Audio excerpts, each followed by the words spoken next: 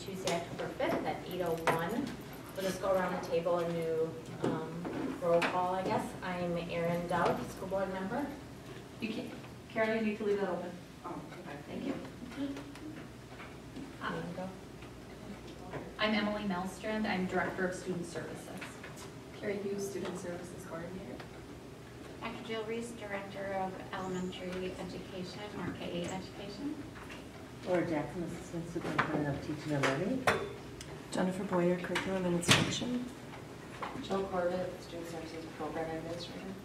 Jen Wimmer, Superintendent. Tony Schmidt, School Board Member. And then Jen, you're going to lead it off. Yeah, we have one item on our agenda today, and that's really to dig into social emotional learning.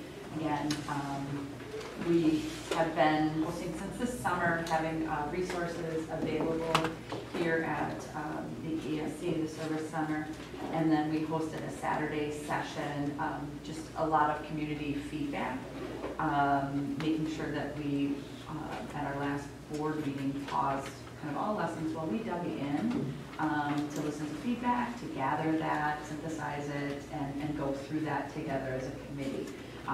Again, How many people attended on Saturday that open review? 26, I believe. Yeah, right about 26. Yeah, right at that.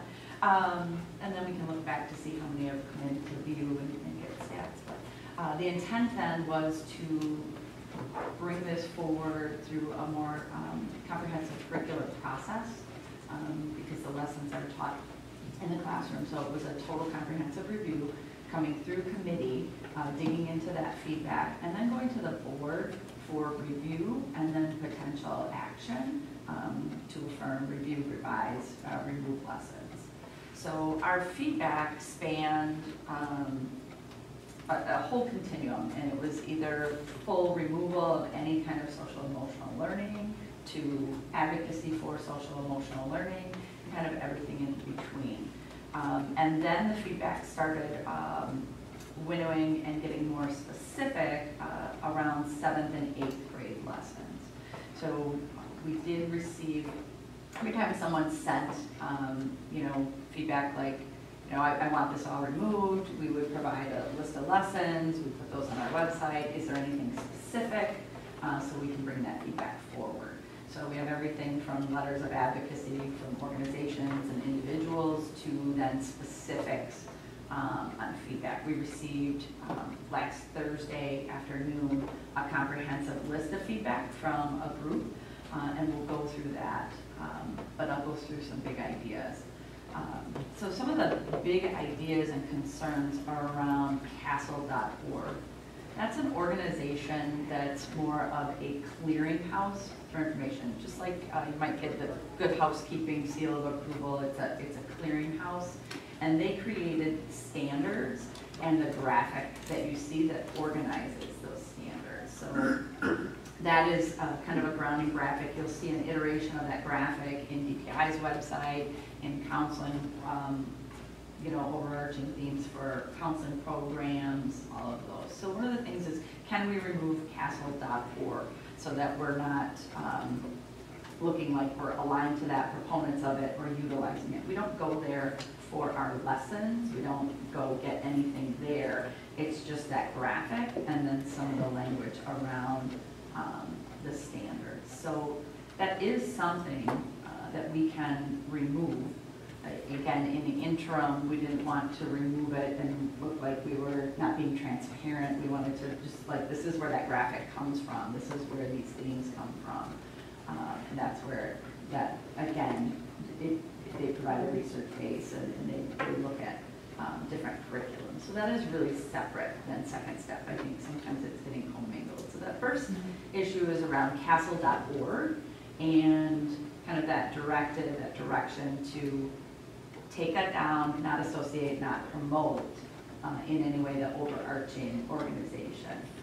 I like that we removed the lovelessrespect.org from the website, and I would be open to considering removing CASEL.org from the website also, just because of the confusion that it causes. I mean, I would agree if we're we're not using that website specifically for anything. I guess for your average person in the community, you probably don't know that that's the seal of approval. And so I don't know that we need to advertise that we've received the seal of approval. Yeah, it's just, it's testing for alignment to standards. It's not even something that has to be vetted through there. You know, it just, like I said, it's more of a clearinghouse. So we do have an alternate graphic in our West Bend Way. We could flesh that out and put some of the standards there. We could create our own and bring it to the team for review. But again, it's really formalizing that these are separate things and we're not promoting that organization. So it's the circular awareness with If the you want to pop colors. it up on the website. That's what we're talking about. That comes from Castle. Well, and especially since we have so many community members that are going through every single page of Second Step, which is the actual product that is in front of teachers and students and parents. To me, having It's that round graphic. having approval that from the community to me is more important than an outside source. Perfect. So what I'm hearing is remove the reference for Castle, rebrand, go a little bit.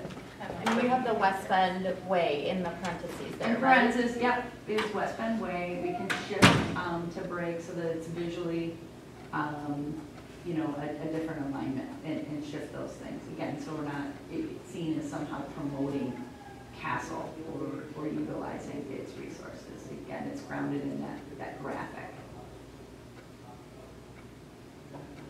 So again, we could realign to our language and bring that forward. Is that something, again, that you're recommending? I like that idea. I would probably do a comment. Yep. Okay. Then we'll mock something up that would be brought for review with the group and talk about that as one of the. I mean, I still love the quick color issues. coding because that Mhm. follows through to all the lessons, so I'd Sure. like to see that remain. And the public was happy when we removed lovelessrespect.org, so I would assume that the feedback we would get by removing the castle.org would be similar. Sure. So we can, again, we'll mock something up that realigns that and removes that affiliation. And we'll ground it with the West Bend Way, which is again a homegrown piece. Again, preferring local instead of outside. Okay. Another piece that really came through was around copyright. I know we put together, and it's sometimes confusing. We had someone, you know, why isn't this like a library book? You know, because there's different licenses and software involved in those pieces. So we'll adapt. We put something out to our community in our last news. We'll do another clarifying piece on copyright and why. We did have conversations with Second Step because separate from Castle is Second Step. That's the people who developed and have the curricular resource. Okay, so we're kind of shifting gears now. They're really separate entities. So we've been working with Second Step. So, and one of the things, you know, that they'll say is, you know, it's research-based and we want you to use it as it's intended, right? And do all the lessons all the way through. But we have ownership around how we structure those lessons, where we put them in the lineup, what we choose to use and not use. So there's that piece that we have ownership of what we do. They can't make us do something. Again, going back to, we have control of that. Another piece was around, can you change things? Just as you were mentioning before, there was a website in there that we don't use, haven't used, and is blocked by our filters. But it appears in the portal or in materials as a resource. And there was concern about, you know, could someone inadvertently use that, promote that? And again, blocked by our filters, we don't use it. And then we were really mindful of, early on, we received feedback. We said, oh, we'll put it out there that we don't use it, we won't say it. It's, and they're like, you know, if you draw attention to it that way, it's just drawing more attention to it. You're better off, don't say or promote that. So we didn't, because we were comfortable knowing that, like, that's not something that can be accessed here. In addition to that feedback, we work directly with Second Step, and they have actually formally removed that from all their materials. So Second Step put out a statement that effective September something, it shows up that is completely removed. So it's nothing that, is stated and simply blocked by us. It no longer shows up in its materials. So that's a wonderful example of how feedback is meaningful and helps create positive change, so. And just so everyone's clear, Second Step is the producers, developers of the actual worksheets, videos, slide decks, all the things that our teachers, kids, and parents actually see. It's kind of like the textbook. Right. So like, the competencies are like the standards, and that's when Jen was talking about that framework from Castle, that's really encompassing the competencies or the standards. And then Second Step is like your textbook, only it's digital. Like a publisher. The publisher, yep. So the Committee for Children is the publisher of Second Step. The competencies or the standards are based upon Castle's framework or align with the framework. Does that make sense? Mm-hmm. So then moving through, there was other discussion around copyright. What can and can't we do? So again, we determine what goes into our classrooms and what we're utilizing and what we're using. So going through, the next piece was the ability to edit and edit down to one of those slide decks, edit down. So we've been in conversations with Second Step actually around, you really need to look at this being the next iteration of your business model, so that instead of you just sharing with everyone this portal of resources, how can we as districts customize our resources? Again, so we're not leaning on, hey teachers, make sure you don't use this video as part of this or something like that, not making it cumbersome for our staff, but really designing your own portal for materials. So they were taking that kind of up the chain in their company to determine that people we were working with don't have that authority, but that's certainly something we're like, hey, we're happy to pilot that and utilize that. And I think the other thing you were asking them about was the guest. Yep. So another piece was making sure that things are transparent out there. We have our curriculum on our website, those pieces, but it's hard when it's not a textbook. How do I get to look at this? So we've had materials on display since this summer and invite people in, come in during regular hours, make an appointment for after hours to see anything. And then it's logging people in to look at something. So they are working towards guest accounts for districts so that you can kind of dole those out almost like a intermittent library card, if you will, for families or community members to be able to access and view resources. Because again, we want to be fully transparent, so that is something that they're also working on. I don't know, Emily, do you recall in our last conversation what kind of ETA they thought? Okay. No, but I know that the question is coming up outside of just West Bend, and that's one of the reasons that they're really trying to come up with some strategies around how to give access to people.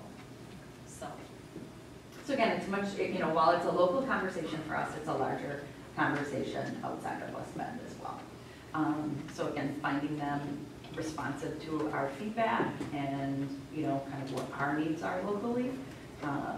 Because again, I don't think sometimes our needs aren't unique to just West Bend in wanting to be able to know, see, and support or wonder about. And ultimately, I think it's important that everyone understands that we are in charge at the end of the day of what we put in front of our kids, not Castle, not Second Step. Right. We are.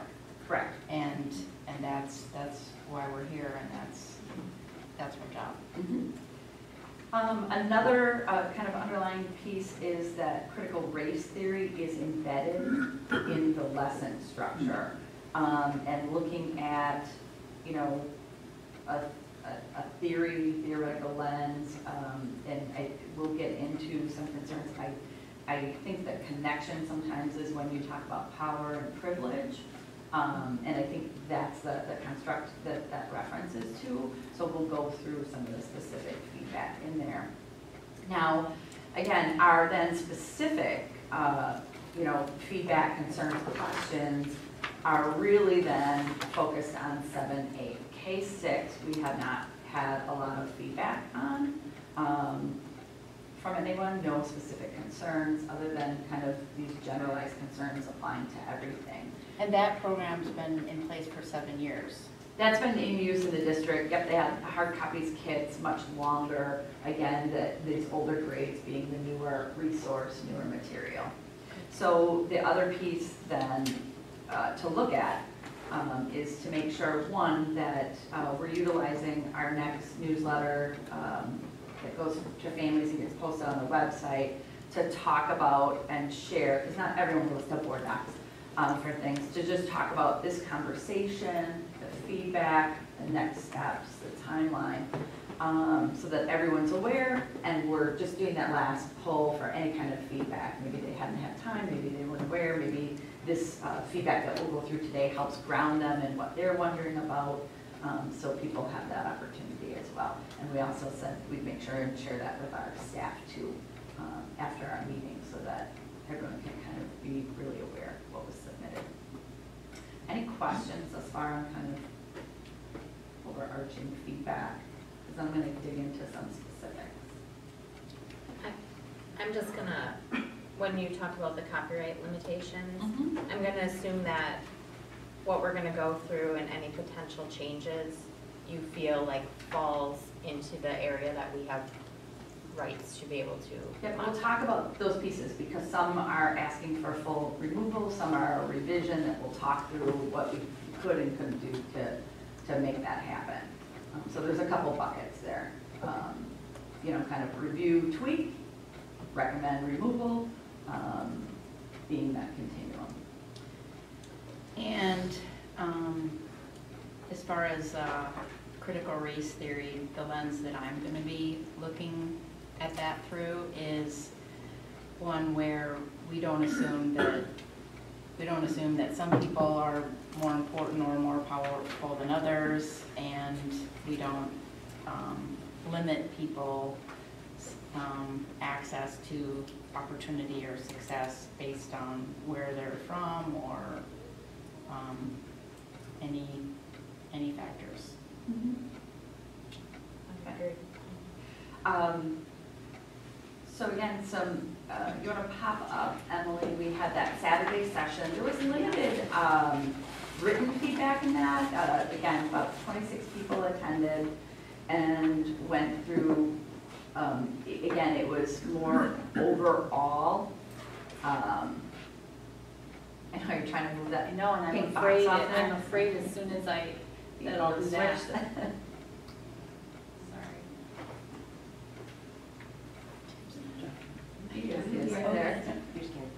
He's giving me a second. He was giving me some wait time. Her sister. Did you see that was? No, but I'm still gonna come take 3 minutes doing this TBI too, sorry. A little OCD and Tim in the morning, sorry. Okay, so Jen, what I'm presenting right now is the summary of the community feedback from September 18th. Yeah, go ahead. So the primary, we had about 26 people participate that morning. And we invited those individuals to not just go through the second step resource, but to provide specific feedback related to lessons. And we were really hoping for kind of a set of information left behind that described concerns or positives or whatever it is that they felt when they reviewed the material. So you can see that 4K and then the elementary level, we didn't have any specific feedback left referencing any of those lessons. 6th grade was the same. And then 7th and 8th grade wasn't very differentiated, so I just placed all the feedback in kind of that 7th grade, but some of it was overarching into the 8th grade. And I just scripted it as it was left for us. And I don't know, do you want me to read through that, or do you want to just take a look? What's most helpful? I'm better I at want to reading just read. myself. Okay, yep. Is Is the, for people watching on the video, is this? That's linked part of right it? in Word Okay, docs. okay, so as long Okay, as yep. everyone Everybody would has have access to it, yeah. that. Yep.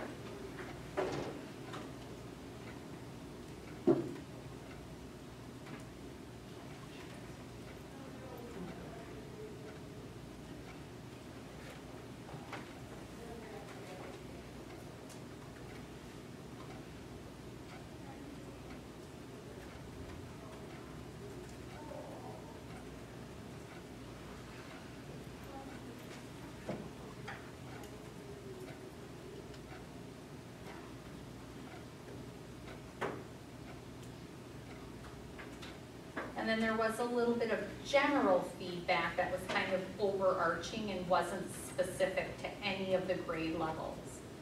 And that was really in relationship to, there were some questions about service learning projects, and concern about whether or not we would be doing service learning projects within the school district. Maybe fearful that that would be misinterpreted as some type of a protest or activism. And then just a request to create clarity around the document of recommended changes. We had put forth a document that morning, if you remember, those of you who were there, it was a blue document, and it included some proposed or recommended changes. And it was written in a way that was very teacher-like, and I think it was a little bit unclear to some of our participants, so I very much appreciated that feedback. And then again, overarching feedback in regards to CASEL.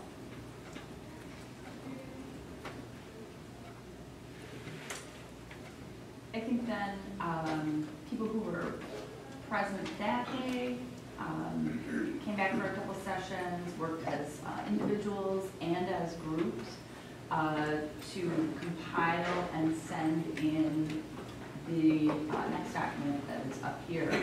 And that is, again, some of the system-wide pieces that I talked through, but also some very specific units. The document actually looked like this and what was very specific, detailed, exactly what we were asking for. So that's, again, representative of perhaps one or a group that wasn't really noted, but sent on behalf of more than one individual. So that's how we took that. We looked at that document and looked at, again, some primary themes identified in that. And there was a lot of concern throughout around not promoting family, either family engagement or promoting a family member as kind of that primary person to go to have those conversations. Again, there's a lot of references, and we'll go through the specifics in the lessons around a trusted adult. And while we would perceive that to be inclusive of parents, staff members, et cetera, or a lot of the lessons are written for school context, again, feeling like there was a lot of anti-family sentiment throughout the lessons that they were seeing or not placing priority on family. So that was a clear theme in the feedback. Starting a movement or protesting. So when it goes from understanding a concept like bullying or something like that, and kind of understanding, standing up, doing something for yourself, or advocating for change in a positive way, like, hey, this is of concern in my school to me, and I want to, how do I talk to someone about it, how do I do something about it, or they use the language starting a movement in there. It's being perceived in climate and culture around starting a protest in some way, and that's of concern throughout. So I think generally you're looking at kind of an end of unit lesson, how to take the concept and make it a little bit bigger. So we go through and it's like, well, that for us is easy to remove that end of unit lesson, because again, that's not the intent in any way, is to have kids start protesting or doing something, that understanding what to stand up for themselves, and sometimes not being a bystander to other situations, sure, or how to go about making change. How do I have someone understand my feedback, and how do I get in a position to do something about it. There's a piece in there around, sometimes some activities are like, oh, write this as if you were making a social media post, or writing a book, or writing this, and it might give multiple examples.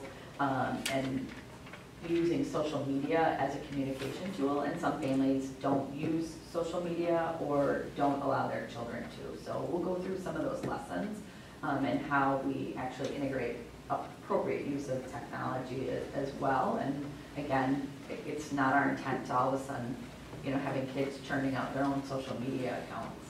We're just recognizing that as something that kids sometimes use and how would you break that. So we'll go through those specifics. And again, anything around bullying, harassment, sexual harassment, it's either around topic or the concepts of power, privilege that exist in some of those dynamics, and just concern for overall content in there. And again, I spoke to the family engagement and that primary focus within the family. And then, we were talking about, well, how do we do that? We need to create preliminary lessons in some way that reinforce that. So even though we're talking about the school context, making sure that kids are seeing that and that's reinforced would be something to develop. And again, some terms, it was around movement, when they're talking about advocacy and it's being perceived as creating protests. Service projects, we need to have conversations around what's a service project versus, again, that concept of starting a movement. Easy to remove, but there are service projects in our schools, so we should have a wider conversation around that. And again, harassment, bullying, those terms. There's concerns about who's creating a definition. Does it come from the dictionary? Does it come from here? Is it from policy? So we'll go through some of those specific. So those were some of the overarching themes that came through in the feedback. And then we have very specific feedback by lesson. Would we consider, especially for these things that seem to be of greatest interest, we could write our own West Bend Way definitions to reference, because there's so many definitions on the internet that you go and Google a word and it's not a reliable source when it comes to making. Not only that, but sometimes, policy-driven or statute-driven or even, like you said, a dictionary-driven, we have to amend it to make sure it's developmentally appropriate for the age group so that it's understandable to them, so we can go through that. So those were kind of overarching themes in those pieces, and the next then is really digging into the lessons. Again, 4K through 6, no feedback other than probably I generalized to create something that's the importance of family around that, just to reinforce for students. But again, then it's really centering around the lessons for 7th and 8th grade, and we can go through those individually. Out of 7th grade, there's 26 lessons. 3 had no recommendations, and again, these were feedback from the community. So that's what we're reviewing right now. 3 had no recommendations for changes out of the 26, and then the remainder is either tweak or calling for removal. And then out of 8th grade, another 26 lessons, 2 with no recommendations on that. So just to give that context for when we go through. So again, we'll go through in the first unit 1, lesson 1, and activities. So again, that's how you can find it. We'll make sure that we include this printout. Anyone who wants to come in to dig in deeper to see this in person, again, come to the ESC. It's office hours are 7:30 to 4. Anything after hours is simply by appointment. But I think this would help because then people can come in and look at this specifically. We tried to give a little more information around what does that look like just for discussion purposes today. But we'll go through. So again, Unit 1, Lesson 1, Activity 1, saying that it's anti-family. These are statements that were provided directly to us. So we didn't want to amend those. So just noting that it's, again, anti-family, that they're talking about, they're telling you to talk to teachers, talk to adults, and it's centered on a school setting versus acknowledging family. So in those lessons, you can see activity 1, activity 2, and then the warm-up around that, just not mentioning families. So I think that we could create a preliminary lesson or opening for those to reinforce that, so that kids are making that connection. It means not just school context, but also home and family as well. And that would be in those first two activities in the warm-up. Those were where those concerns were really centered. So is that something that you would like us to design for review? What is used? It says talk to a trusted adult. That's the language that's used. Okay. In currently, again, making a stronger connection to home. I mean, I feel like each school year you could lead off with that preliminary lesson that talks about family engagement or a trusted adult. You know, it might be your aunt, it might be your pastor. Right, a variety of people. Yeah, but to have family included in that. So then I would recommend that, kind of based on that, that we design kind of an opening for the committee to review, to bring forward. I'd like to see that. Okay. Unit 1, Lesson 2, the video.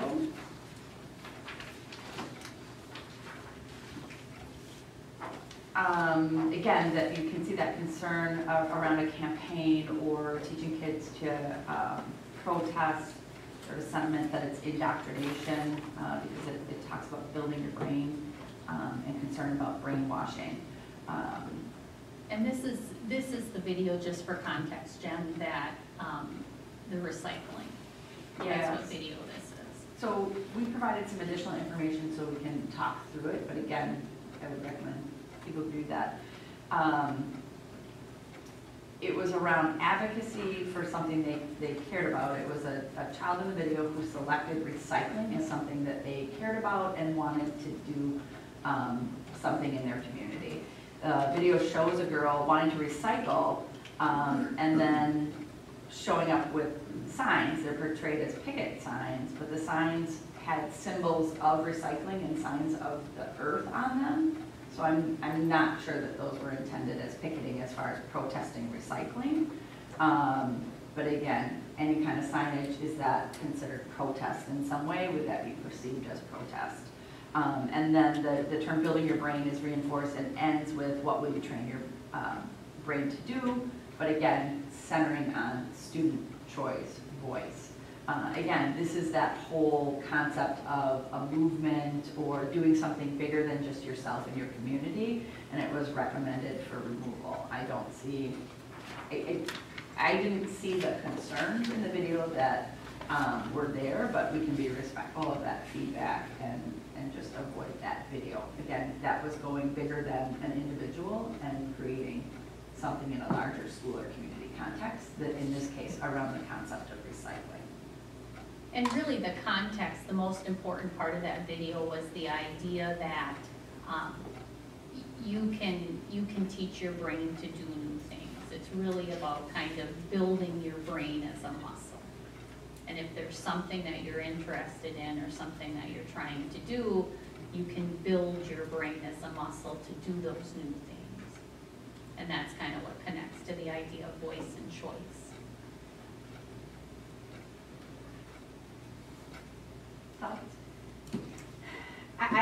I really think it's a matter of perspective. I mean, the businesses I've helped started with figuring out where the need is in a community and determining how I can best help fill that need. And it's possible to view this from that lens, that I like the idea of helping kids think beyond just themselves.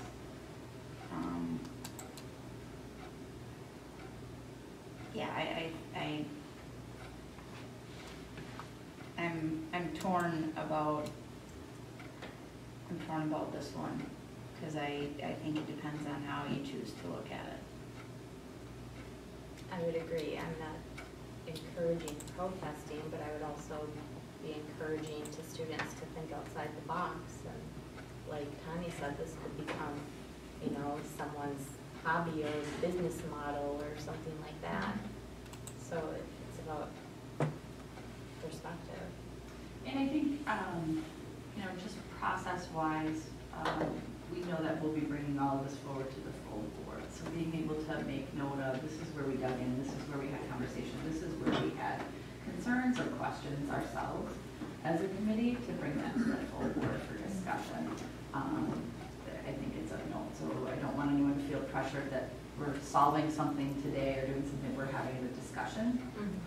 And then helping give perspective on, you know, how do we frame presentation for the board, if you've got any recommendations that way. So again, this is one of those where it's like, okay, when we're thinking bigger than ourselves, how do we do that? What do we do that around? You know, how do we make sure, like you said, it's productive, not protest? How do we do those? And do the materials here provide that? Or does there need to be supplementary materials? Does it, you know, still, like you said, a question? So I've got kind of that perspective piece here as question. Okay. In lesson 3, still unit 1, there's a concern, there's a statement in the slides that Manny loves to read, but when he was younger, he had very few books at home. Again, that perspective that this is anti-family, saying his family didn't buy books, and there's no story to figure out why he didn't have books. So it could be anything. And again, we're agreeing that that's a conclusion that a viewer would make because no reason is given there.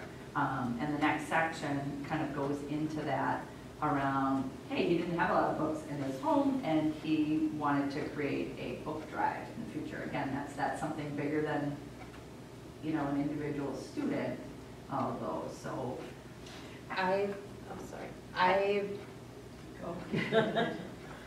looked at, so I will say I've looked at many of these, not all of these. I'm still working my way through it. This one I remember looking at. And I agree with the concern saying there's no story to figure out why. We don't know if his family couldn't afford it. Maybe his parents didn't know how to read. Correct, we don't know why. But the second sentence on that slide is he was starting a drive to donate books to kids. So I feel like this is not anti-family. My perspective is this is pro-family. His family instilled values in him to start a drive to donate books. So I have no problem with this slide. I actually like that it doesn't tell the story of why he didn't have a lot of books, because that in itself could be anti-family or discriminatory. It doesn't really matter why. There could be very good reasons why he doesn't, in his perspective, he doesn't have very many books. Very many books could be, I only have 50 and I want 100. Because he loves books so much, and that's what he finds joy in books and wants to share that joy with others. And it really comes down to the perspective of the person watching it. And I actually like that it doesn't tell more about why. It's more about this individual person, and who makes a decision to recognize that books are good and that he wants to share that. It doesn't even say what books, and it doesn't have to, and that's okay. It could be the Bible for all we know. So I don't think it's inherently bad. In another, it's telling kids to make social media accounts and website, going against perhaps family rules. It never explicitly states only with parent permission. Again, that's going into some activities like they might say frame this, or if you were building a website, or build a website, which sometimes those are activities, again, in school, under specific technology courses, that kind of thing. I think we need to come up with some kind of lesson that integrates technology or this around, you know, when is it just a classroom activity and part of something, and when, you know, it's more like a technology lesson being inserted in here around, like, no, you work with moms and dads and, you know, families to determine what are these. Some people don't have social media, or you want to be aware, so that we've got that. We've got something that's really clear with families, how we do or say those things, and then a lesson for kids as well. Because that comes up a couple times around technology, so that we're understanding and honoring family choice, understanding school parameters and permission seeking, and being really transparent. I like that idea of including some sort of technology lesson. I also think probably a lot of that work's already done because it's in the student handbook. Yeah, and I think in a lot of them, it's just centering around choice, so that kids don't feel conflicted around that. So imagine you're writing, you know, a social media post. Imagine you're gonna develop a website, or imagine you're gonna make a flyer. Yeah. You know, making sure that all those choices are present, so that kids aren't feeling like that is the only choice for something that's against, like, oh, I'm not allowed to do that at home, I shouldn't be doing that here. We wouldn't want to create an internal conflict for a child. Sure. So And I giving think- the options of non-technology ways to, you know, how does a company market? They use print still, so correct. Yeah, so I think going through with that lens to make sure there's choices, and that there's somehow some kind of leading lesson in there, or some statements that are made in that reinforces, like, hey, everyone's home's different, like, do what works for you kind of thing. You know, not even going about it. So we can write some language and look at kind of those lessons around honoring that, and then write something that would be included, or make sure that those choices are always there for review. Because Yeah, I'd like we to would see want to that. respect that. Absolutely. And like I said, you don't want to create that internal conflict for a child in what they're doing in class. One of the next is, the lesson says, his parents think he's too young for the responsibility. It's the first mention of family in a unit, and the perception is that that's negative. You know, again, anti-family. So again, if we're dealing with something that is more honoring family, and then looking more specifically at this lesson, the kids are digging into roadblocks. And the intent is to try and look at what was an internal, what's an external. And it's, again, thinking negatively about parents, because the last lesson was somehow, you know, kind of reinforcing negativity about a parent or a family. So And specifically, this was I don't know if you remember, Erin, if you had a chance to look at this one, but it was a lesson where there was a young boy who wanted to volunteer at like a animal shelter. And his parents were saying, well, you haven't shown me that you're responsible enough to do this yet. So it was really about him identifying, what do I need to do to show my parents that I'm responsible enough to engage in this activity? And it was going through those internal roadblocks, you know, what's preventing me from getting to the point where I'm given permission to do this. Yeah, and if I remember right, this slide had a list of 4 or 5 things that he knew he had to get to that point to be able to do this, and this was just one of those. And I would kind of take this back to lesson 3 with Manny in the books, that this is about perspective, and his parents probably thought that because he wasn't helping around the house, or, you know, he truly is too young. They didn't say you can never do that. So again, I think that comes down to perspective. The fact that he wants to do this thing, to me, that says his family raised him to want to do things for others. So that's my perspective on this. And like I said, that was one of 4 or 5 things listed on that slide that he knew he had to achieve before he could go on to this activity. the lesson is, again, it's intended to be looking at, well, if this, then this, you know, trying to create a plan or do that.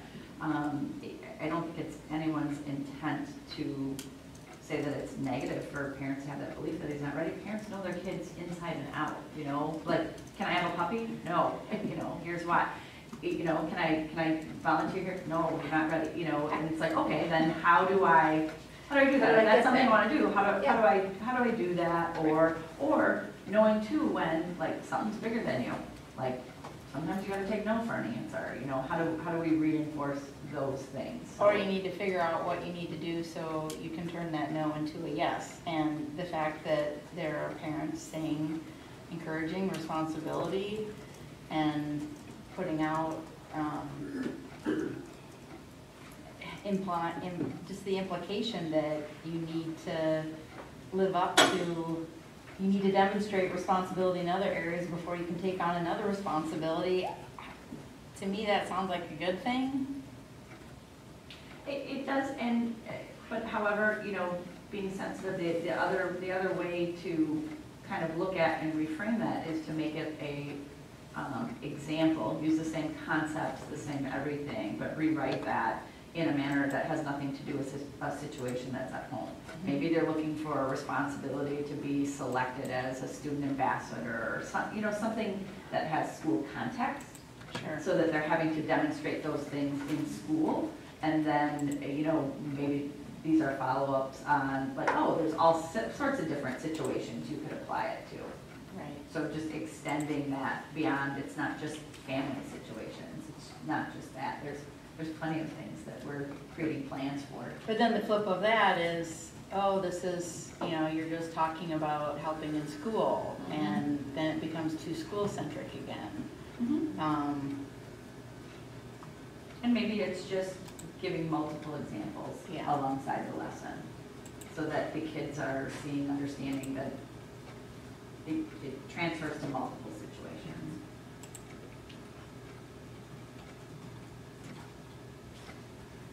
Any other discussion on?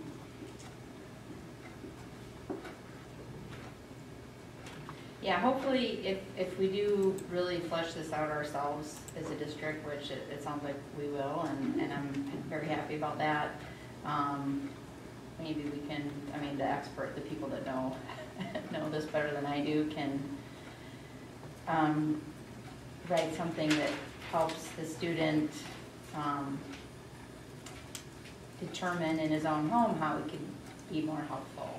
You know, what do my parents need help with? Could I take out the trash, or, you know, help watch my sibling or something? So, And responsibilities look Yeah. different everywhere. right, exactly. I think, you know, that's a piece to honor as well. Absolutely. Yeah.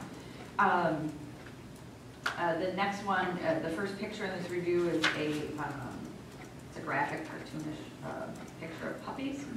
And feeling that it was reminding children that their parents were roadblocks. Remove the slide that shows puppies.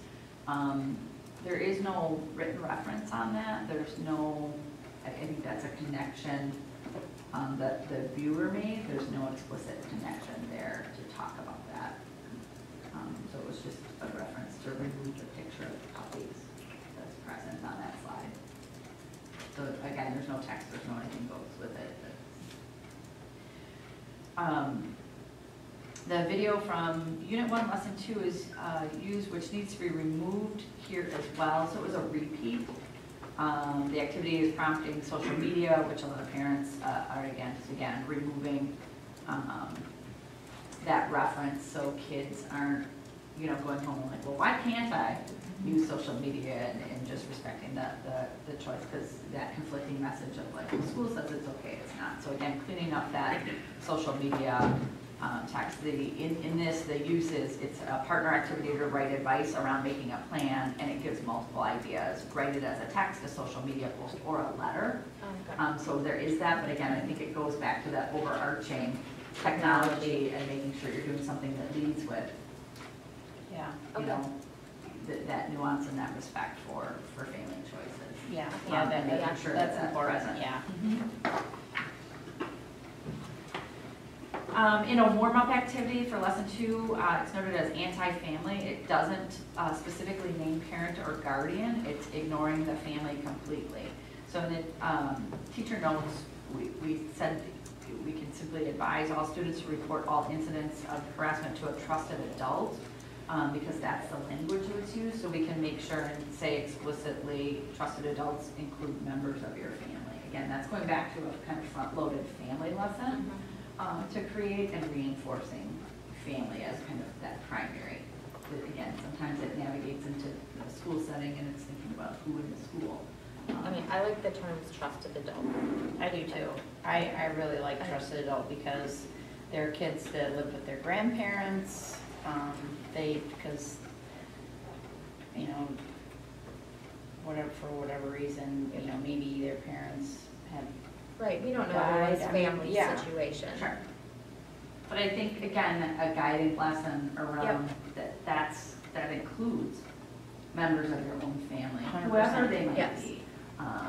Whoever Yeah. your definition of family is. Yeah. Yeah.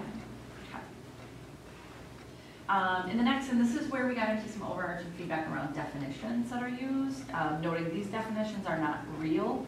To look at the American Psychologists Association, Merriam-Webster Dictionary, they're very different. Don't teach kids made-up word definitions. The concern focuses on a definition of bullying and harassment. So we just provided a great deal of information to go through. So there's the second step definition, and that's from that, and that's what's being questioned. And then alongside that, we gave the Webster Dictionary definition of what that is. And again, sometimes there's the nuance of age appropriate, accessible. There's policy definitions that we derive from statute. So we provided that context so that we can have that. Then below that, if you want to just scroll, Emily, and then we'll come back to, we also took the definition of how it's presented in second step through each one, because you'll see it builds developmentally as we talked about. So let's take a moment and really go through the information and have you read, if you want to go back to the very beginning of the definitions, Emily, right there. Have everyone read the second step definition, those definitions, so that we can have a discussion around how something's defined, concerns around definitions, those things. So I'll give everyone some time to read and process.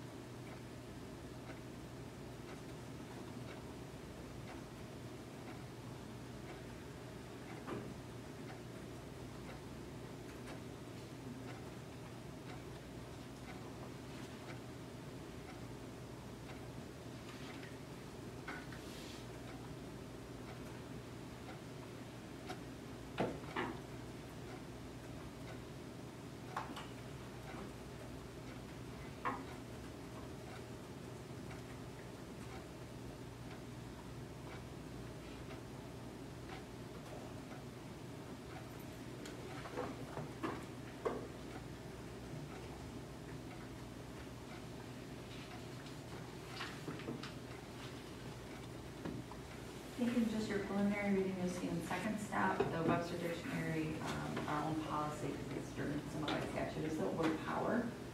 And I think that that's kind of a key word to center around. Again, that's part of the definition. There is some kind of imbalance of power, and that can look different for different reasons. And then focus on that kind of evolution of the definition as kids grow, starting in kindergarten. If you want to scroll all the way down, and we'll just focus on kindergarten too. Yeah. And then pulled out key words, and you can see when that word power comes in the younger grades. So, and again, it's also looking at using it positively in those pieces. But again, I think that's a key word here in the definition. And it's also in the Webster Dictionary definition. Correct. It is, but I mean, they're not an exact match, and I think No. that sometimes again, you'll see throughout the feedback that it's, sometimes when it comes to terms being defined, that, you know, the belief that definitions are made up, that they don't have context, and they don't support what they would want to teach at home in some way. I think power and balance is the essence of what needs to be present when defining bullying. Otherwise, it's different. Otherwise, it's harassment. I mean, bullying is harassment with a power imbalance. And you can see the nuance of when harassment comes in alongside bullying to teach specifically, because there's specific lessons on harassment we'll get to, where it's teaching the nuances of that.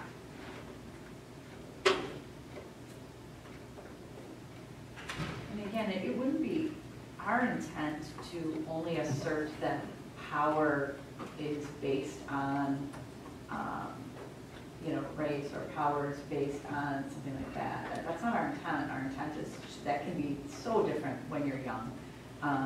You know, I made the soccer team and you didn't. Yeah. You know, it can be so many things for young kids that we wouldn't be wanting to say it's, you know, it's this is how it always looks, because it looks different all the time. But I think there's that awareness piece of somehow that could be unintentionally reinforcing.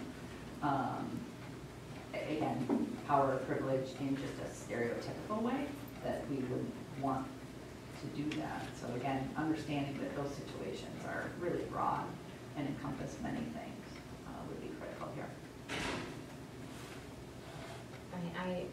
I agree. I think the reason someone's bullying someone else is they perceive that they have some sort of power over them, whether, you know, they're the captain of the football team and you're not, or, you know, I won a prize on this and you didn't. There's some sort of, and that's in the bullier's perception that they're more powerful. And I think as long as we avoid using race or gender or sexuality in the examples for these, that then, like you said,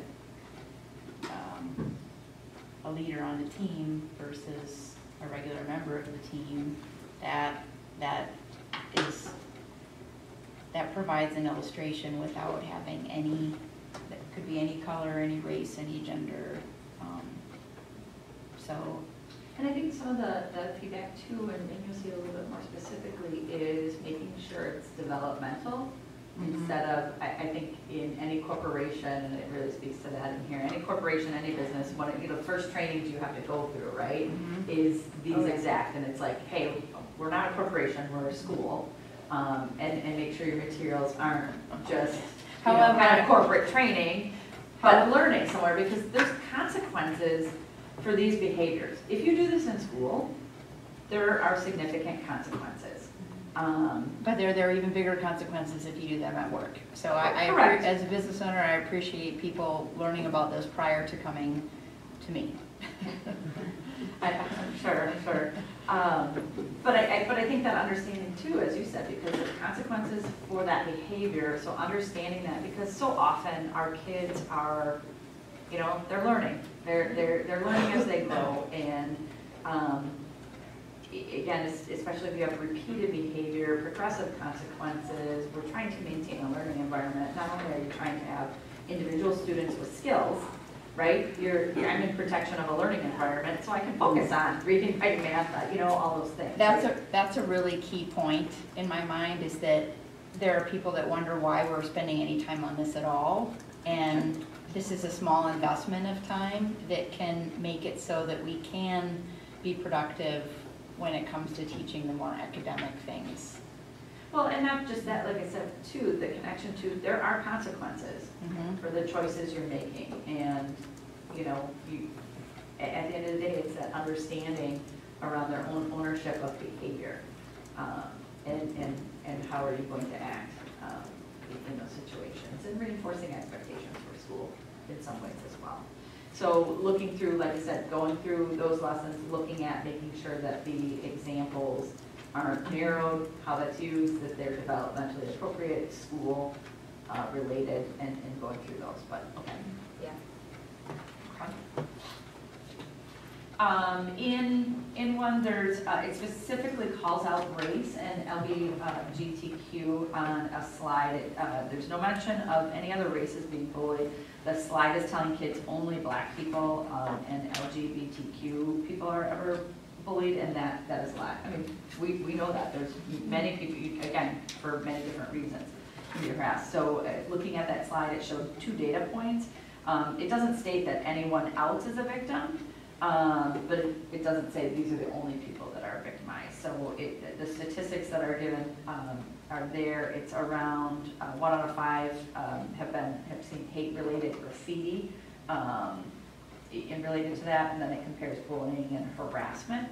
And then the other data points, Jen, are just, we had talked a little bit about the fact that the slide only gives a small set of information, and this might be a place where if we're gonna talk about data, we wanna talk about data more comprehensively and just in general about bullying. So it might be something where we supplement and say, okay, this is factual information, but here's additional factual information that gives you kind of a larger scale picture. Yeah, I think this is tricky because it's impossible to make a complete list without, it's just, there's an infinite amount of ways of people who are bullied in different circumstances. It's impossible to not inadvertently leave someone out. So I don't like having these specifics on there, and the more general the data points are, I don't even know that data points are age appropriate. It might be too soon to even bring it up in 7th and 8th grade. I mean, they're not learning statistics yet, so I'm not. Find something that's more generalized. Yeah.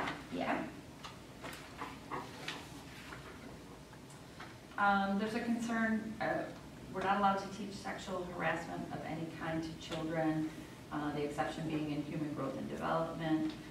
That's not what they perceive this lesson to be, treating kids like employees in a company, and that's coming up several times in the harassment pieces. Not employees, they're kids, and we completely agree, they're students and they're developing. So in looking at this, students at this age do experience and engage in behaviors that are considered sexual harassment. They do at that middle level age. So it's looking at the definition of it when someone else is bothering with words, actions, or pictures in a sexual nature. And it's talking about the difference of flirting. And really going through those. That's the definition used. A legal definition, again, wouldn't be appropriate in middle school at all, but we do hear these things out of adolescent students, their present. We want to make sure that kids understand what's acceptable, not acceptable, because there are consequences for those actions, and they need to understand that. You know, it's an interesting time in development for kids, and we just, again, instead of, I think, much more like human growth and development, really making sure this lesson is clear, explicit, shared with families, foreshadowed, and opting out if that is a piece that they don't want. Again, many often, just like human growth and development, choosing to define which lessons their kids participate in. That would be a strong recommendation from us, is that's really clear. I appreciate the sensitivity, but I don't want to see this go away because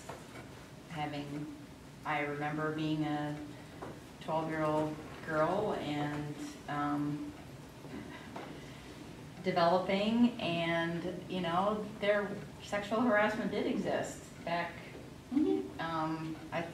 I think it would be wrong for us to pretend that it doesn't, and but it is, this is a sensitive thing, and I do want us to pay more attention to this. You can look through and again, make sure that everything in their examples, et cetera, are developmentally appropriate. Mhm. Again, more often you see kids just making statements, they think they're teasing, they're doing something, they're inserting some kind of sexuality into context, or, you know, they've seen something on social media and perpetuating it or passing things along. It's like, whoa.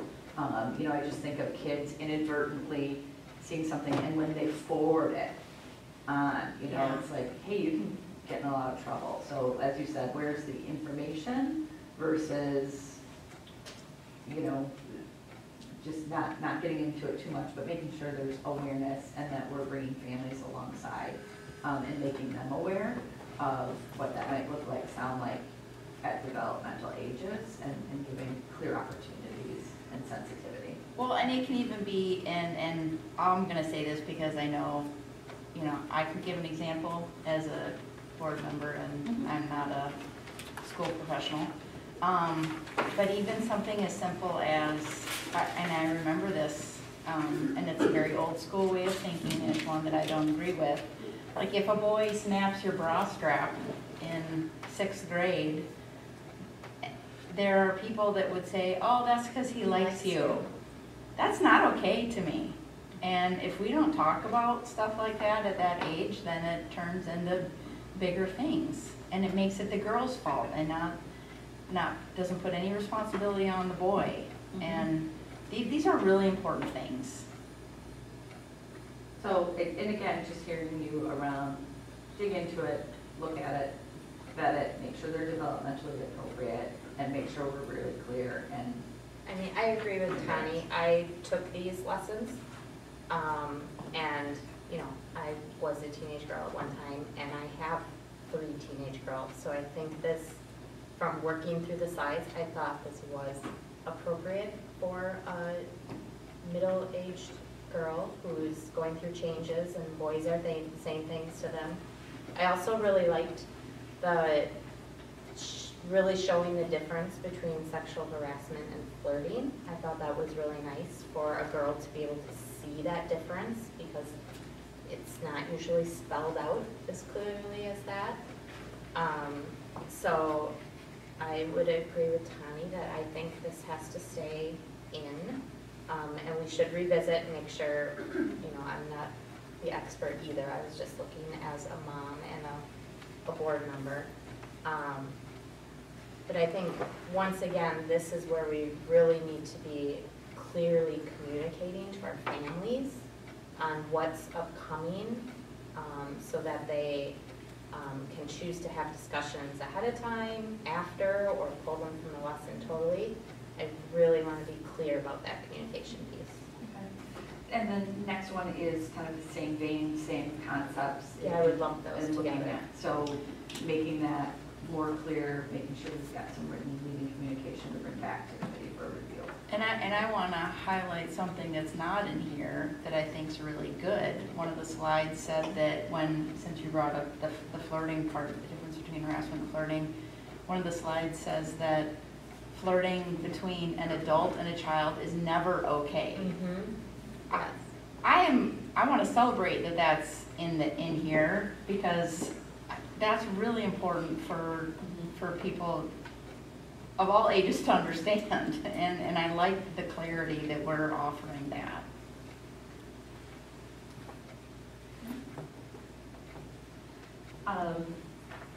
In the next unit 212, again, going back to definitions and validity of the definitions. For a right, it's saying the right to be safe and not be harassed, noting that, feeling like that's an anti-police sentiment in that. Again, taking a definition from Merriam-Webster of the word right is obedience to lawful authority. Wants that removed in this lesson definition, because the perception that it was changed to be anti-police or anti-authority in some way. Also noting a second definition for responsibility,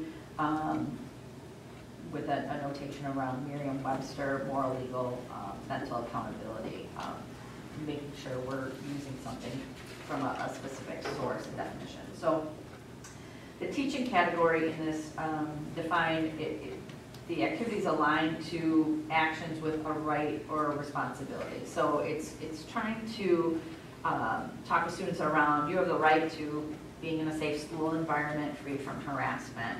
You have the right to stop harassment if you experience it and report it. And what you're responsible for is not harassing others, to report harassment, to be truthful in that reporting. It's not offering a definition for the term right or responsibility, and there's no alignment or mention for a higher authority or police in that. It is a little bit, oh, I'm sorry. No, go ahead. I was gonna say, it's a little bit confusing, because if you remember at the bottom of each lesson, it will go through, like, it'll be a warm-up, definition, activity.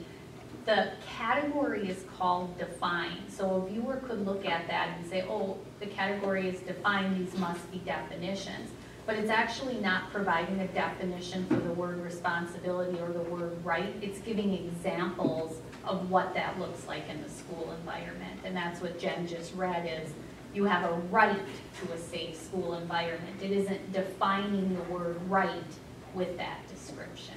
But it is a little bit, I can understand where a viewer would look at that and think that that was the intent.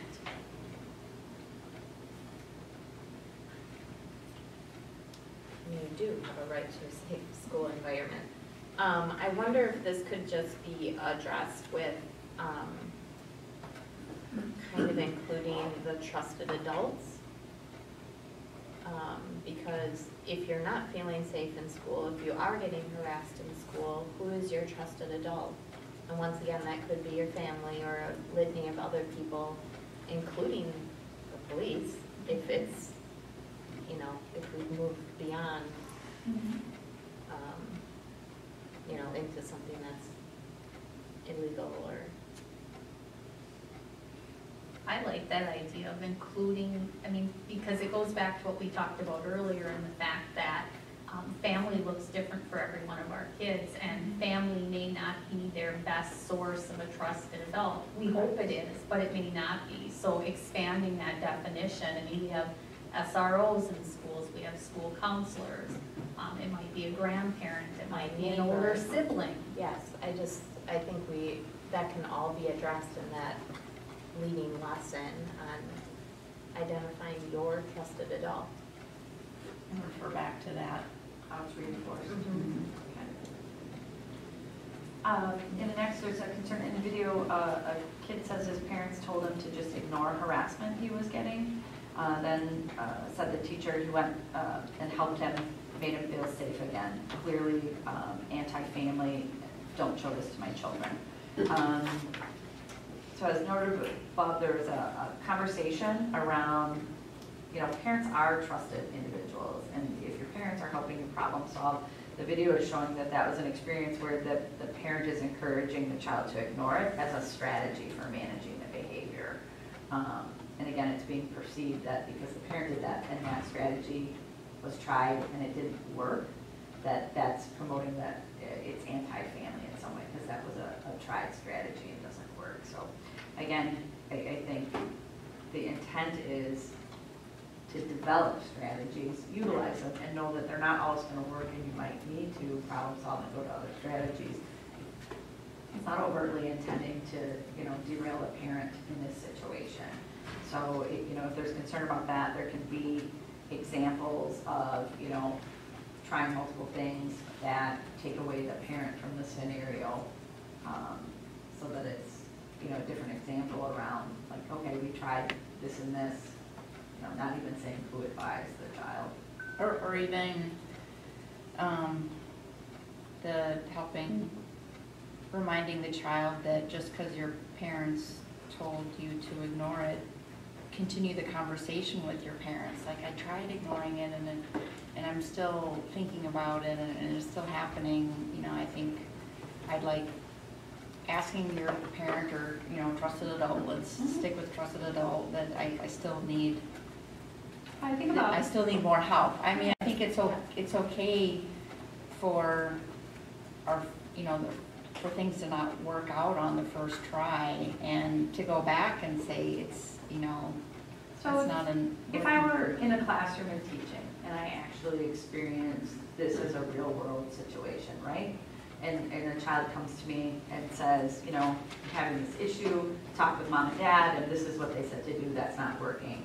You know, not only would we problem solve it, but I'd be having a conversation with, let's talk about that. But, you know, let's call mom or dad and do that. It's like, hey, still struggling with this, or this is what we're seeing in school, you know, this is what we're working on, you know, and involving the family in that. And like you said, how do you reinforce to the child in that? You don't go to school for the answers, right? You're just widening your circle of like, this is a problem, it's persisting. I think talking about additional strategies, because, you know, I can say as a parent, that certainly a child has come home and told me a problem they're having with someone, and I said, why don't you just try ignoring it for a couple days? Sure. Yeah. And then let me know how that goes. Yeah. And then if that didn't go well, then we revisited that. So talking about additional strategies after the first one hasn't.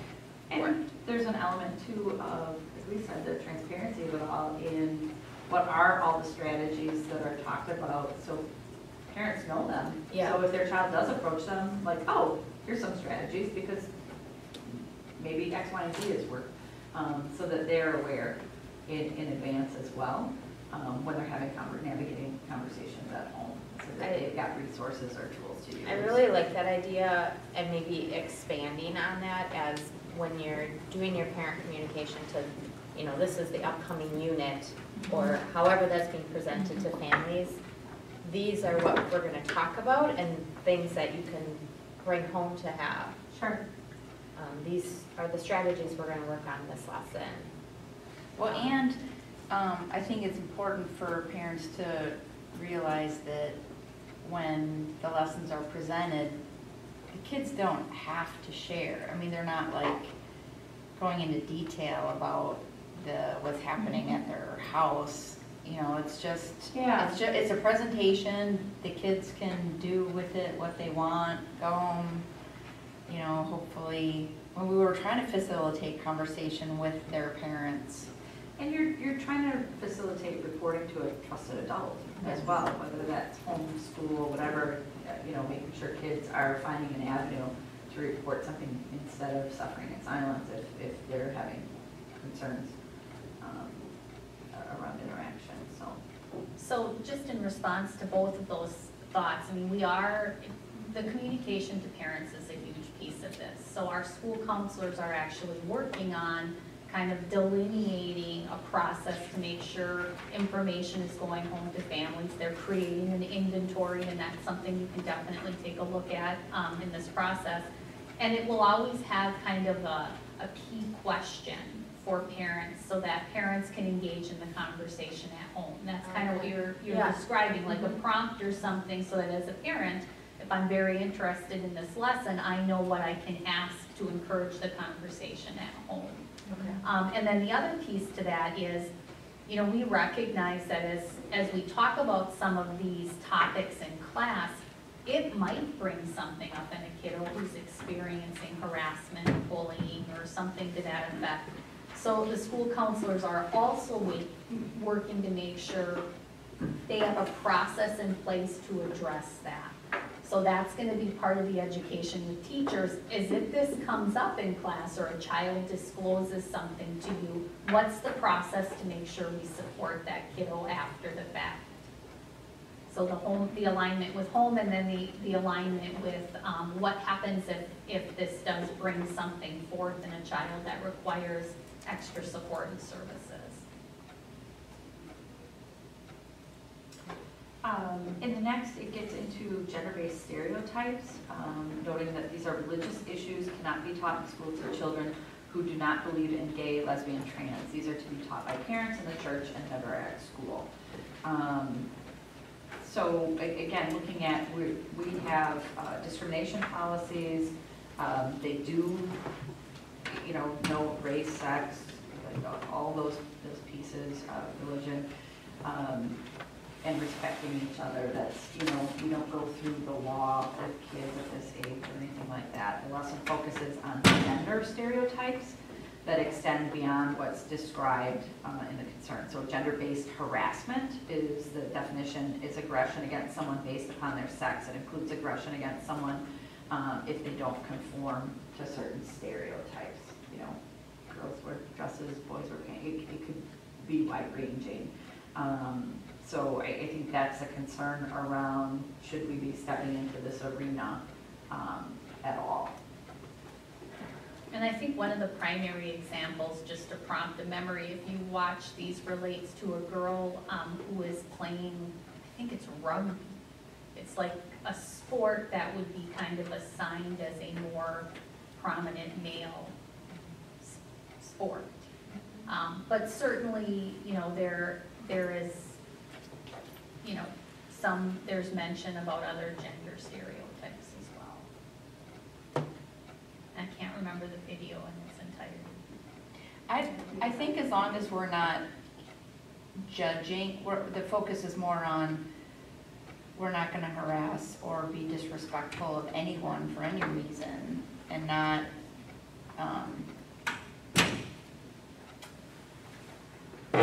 encouraging or promoting something, elevating it to, I want to be respectful of all religious beliefs, not just certain ones. So keeping it. I think we can go into just a more in-depth review of this and make sure it's staying at the level that Emily's talking about, where it's, you know, some really basic gender stereotypes. Yeah, I'd like to have this review. And review this, you know, more in-depth and make sure everyone kind of logs in and looks at that one.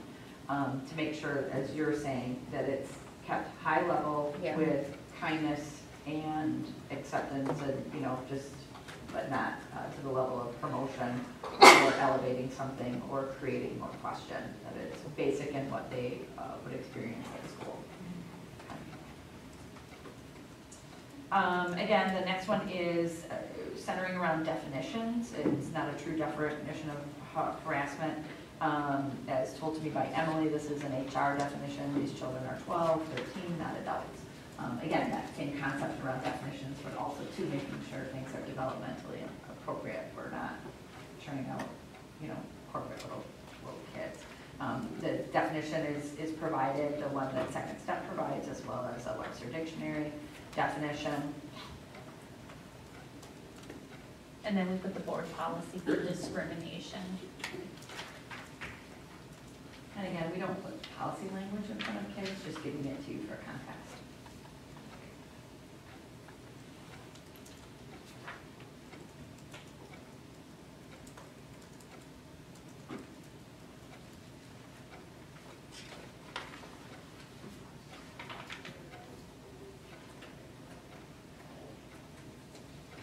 Are there any specifics, any others around, other than the definition there? I can't remember the context of that.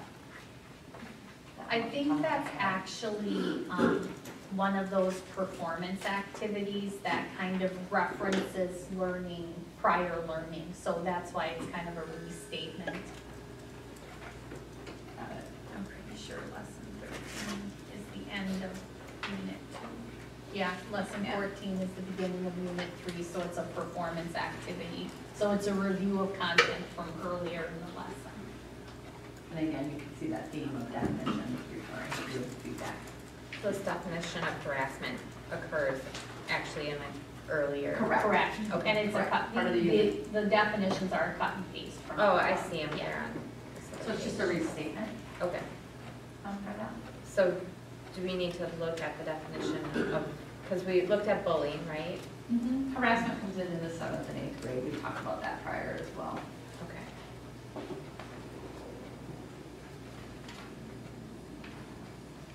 So I think it just needs to be reflective and connective to any kind of revision that's made in the earlier pieces, that it's consistent throughout any other shifts, because again, it's restated there. There's a specific video in lesson 14 concerned. The video tells kids it's not their fault how their emotions happen, like anger. It says it's done uncontrollably in the amygdala, and we can't control our emotions. This is not correct. This goes against things I know childhood therapists teach children. This is telling children not to trust their emotions. This is not what children are taught by their parents. So indeed, this is teaching students how their brain processes emotions, describes how the amygdala receives strong emotion and kind of in the message center of their brain. The amygdala then sends a message to your cortex, which is the thinking part of the brain, and this is where you decide what you're going to do with your emotion. The lesson is attempting to teach students how to move information from the automatic part of their brain, that amygdala, to the thinking part of their brain, the cortex, and the goal is to recognize strong emotions so you can use the thinking part of your brain and respond accordingly. That you're not responding emotionally. So that is the attempt in that video. So it's trying to show the nuances of those different parts and how to get it into a part where, and hopefully reinforcing, you do have control over this and how you respond. You do have that sense of control, and how do you recognize that? So again, that's the intent, and maybe reviewing that to make sure that's clear to anyone reviewing it, or you know, age appropriate, because certainly the viewer didn't see that connection.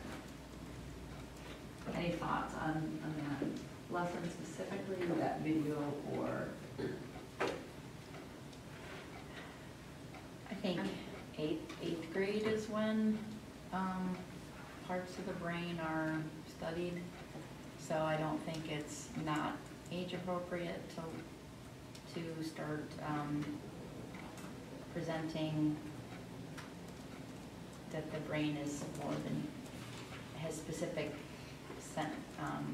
centers, not just the brain as a single mass, and that there are differences between emotional thinking and logical thinking. I think it's a good time to introduce that. Okay, so making sure that that's developmentally appropriate, and it's showing that nuance and reinforcing that sense of control and making sure you're using. And that we have a choice as to how we respond to anything. That is, we are in control of that. Okay. This is the part that I think of where you're like, you know, you get that emotion and you have to force yourself to take some deep breaths and let it get to the other part of your brain before you respond. I feel like that's appropriate for. And that's exactly what builds on that concept in further lessons and next grade level. It's the idea of, okay, now what do you do?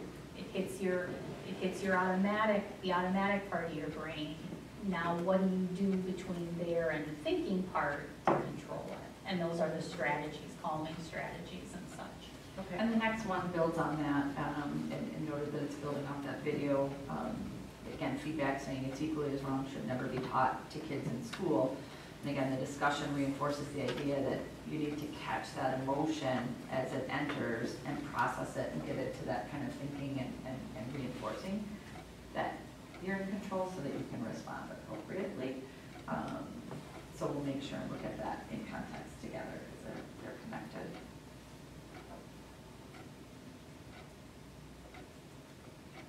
In Unit 3, Lesson 14, Eileen, a character in the activity, should go to her parents if she needs help and is feeling nervous. This activity is anti-family for never mentioning her parents. Again, I think that constant reinforcement of adults in your life and supports in your life. Again, many of the anti-family concerns, they're portraying, because it's focused on being taught at school within the context of a school-based activity, school-based situation, school-based adults, so it doesn't outwardly reinforce parents every time. So again, some leading lessons or reinforcement to be inclusive of that, even when it's a school-based example, I think would be important.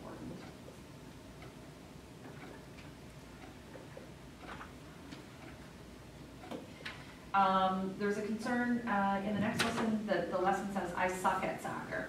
Some kids are not allowed to use this type of language at home, so it should definitely not be allowed to be used in school. What this is saying is that teachers are cool and parents are mean, that it's anti-family. The lesson certainly says I suck at soccer, but its focus is on kind of catching negative thinking and appropriate language and talking about why it's, you know, it's not appropriate language for school, but also it's, you know, you just haven't learned that yet or things like that. It's to reinforce that you're not kind of negatively speaking to yourself or others. Because, I mean, that, as much as, you know, we know that a lot of families, you know, have instilled that and kids don't, there certainly is a fair amount of I suck, you suck, those kinds of things in adolescence that we do address. And the lesson is for the purpose of saying, we don't want you to say this. And not just that, but also it's that negative self-perception. It's getting at that. Like, I wouldn't want you to say that about yourself, and, you know, is there something that you want to work on? It's really getting into that. So the focus is around that negative self-talk piece.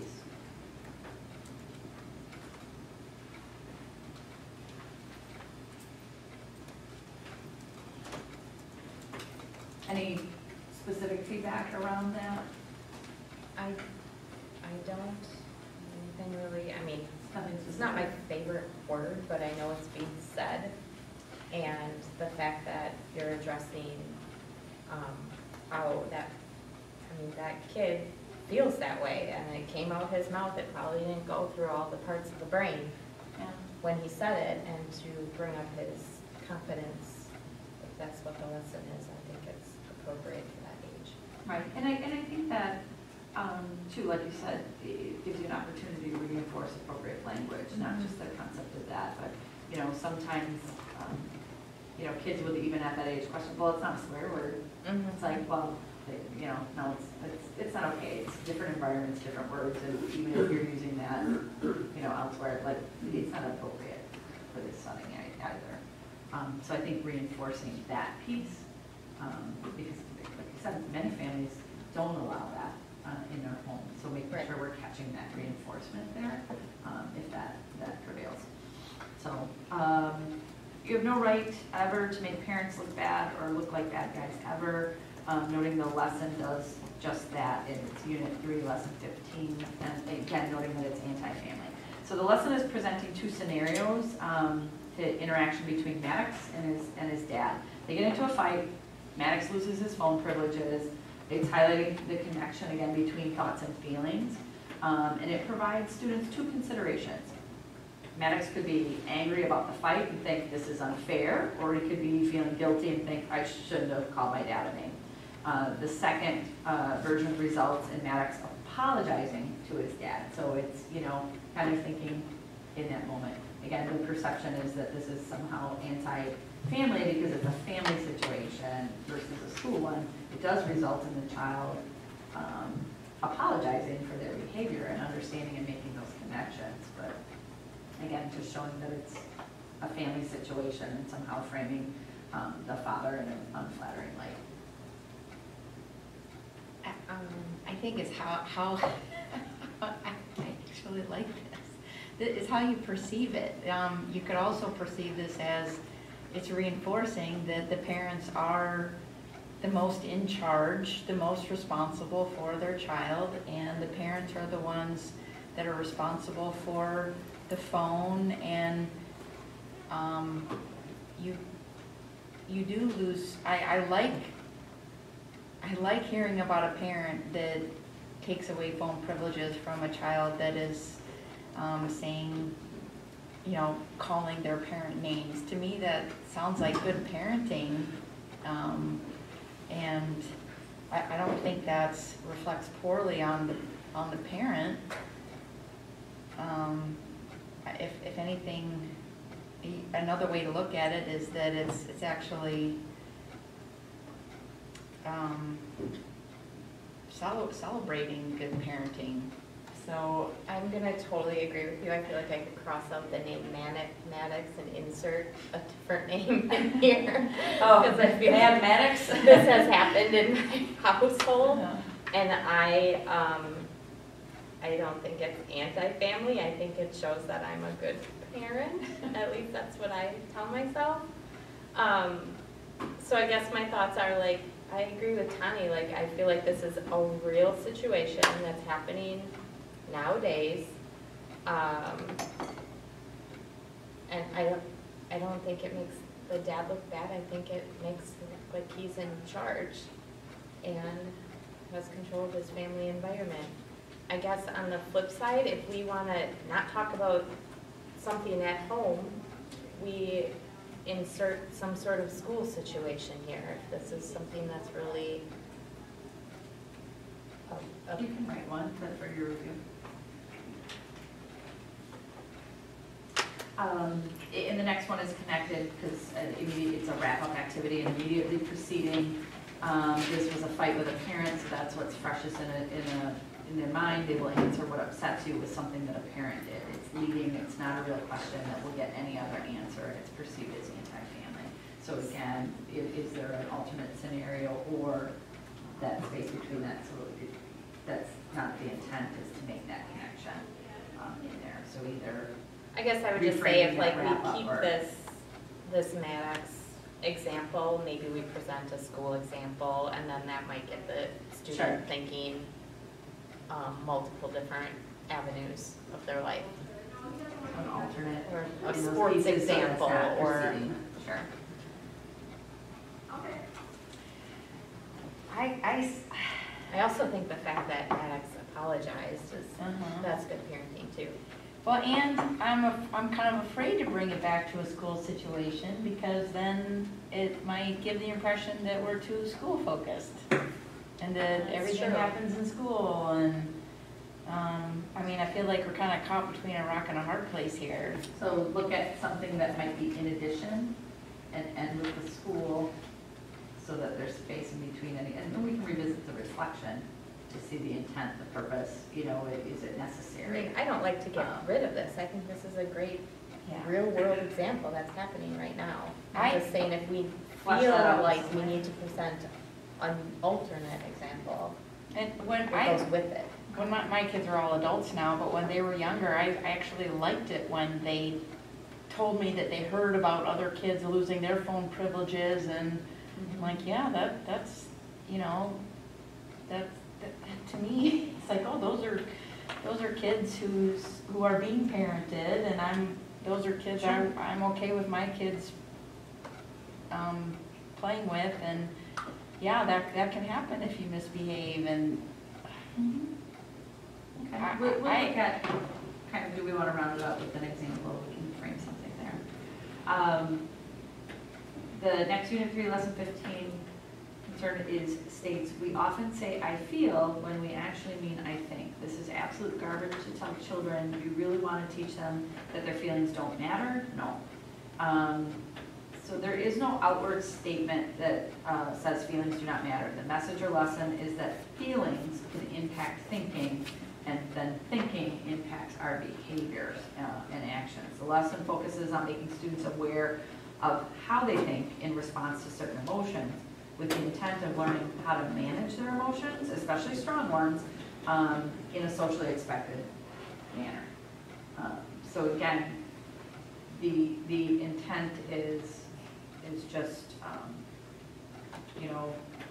exactly almost what they're noting is. We don't want to teach kids that their feelings don't matter, but we just don't want them acting from that lane.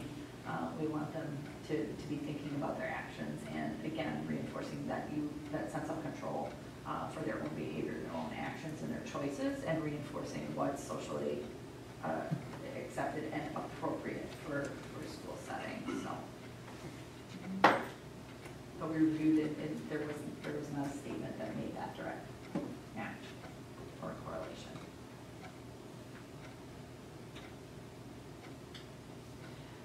In the next Unit 3, Lesson 16, arguing with family members in this lesson has absolutely nothing to do with anything in this lesson. It's clearly just being used to make parents look like the bad guys, again, anti-family. The lesson presents 3 situations that could cause strong emotions. 1, getting into trouble. 2, arguing with a friend or family member. 3, losing a game.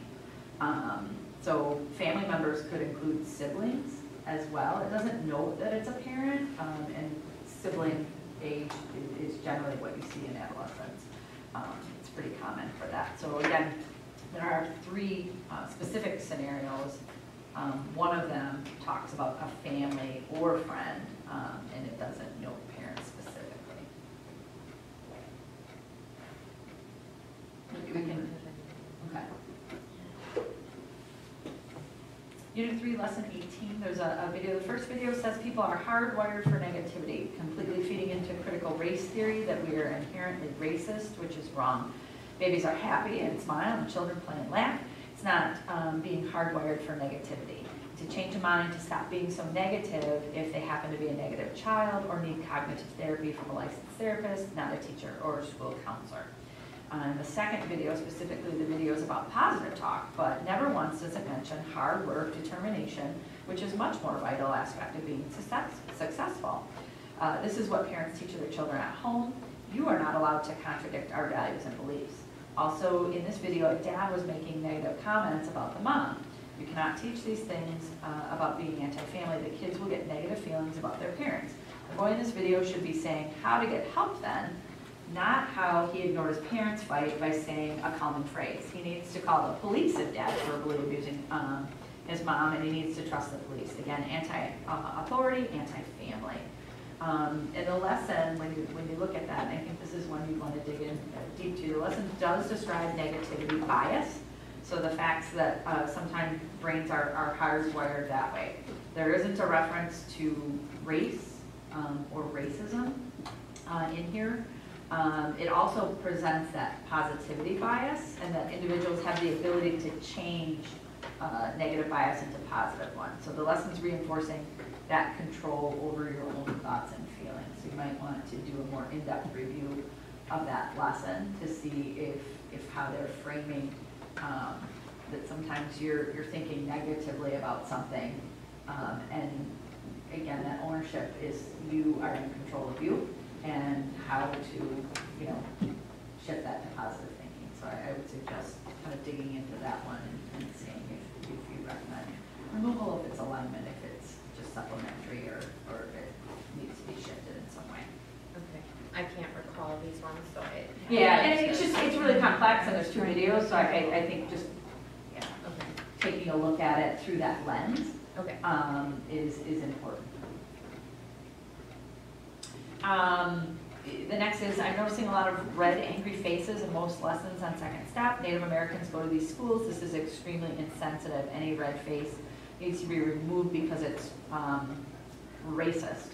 So the red facial expressions denote strong emotions. The connection between the red, it's around the physical response. So often you're getting red in the face.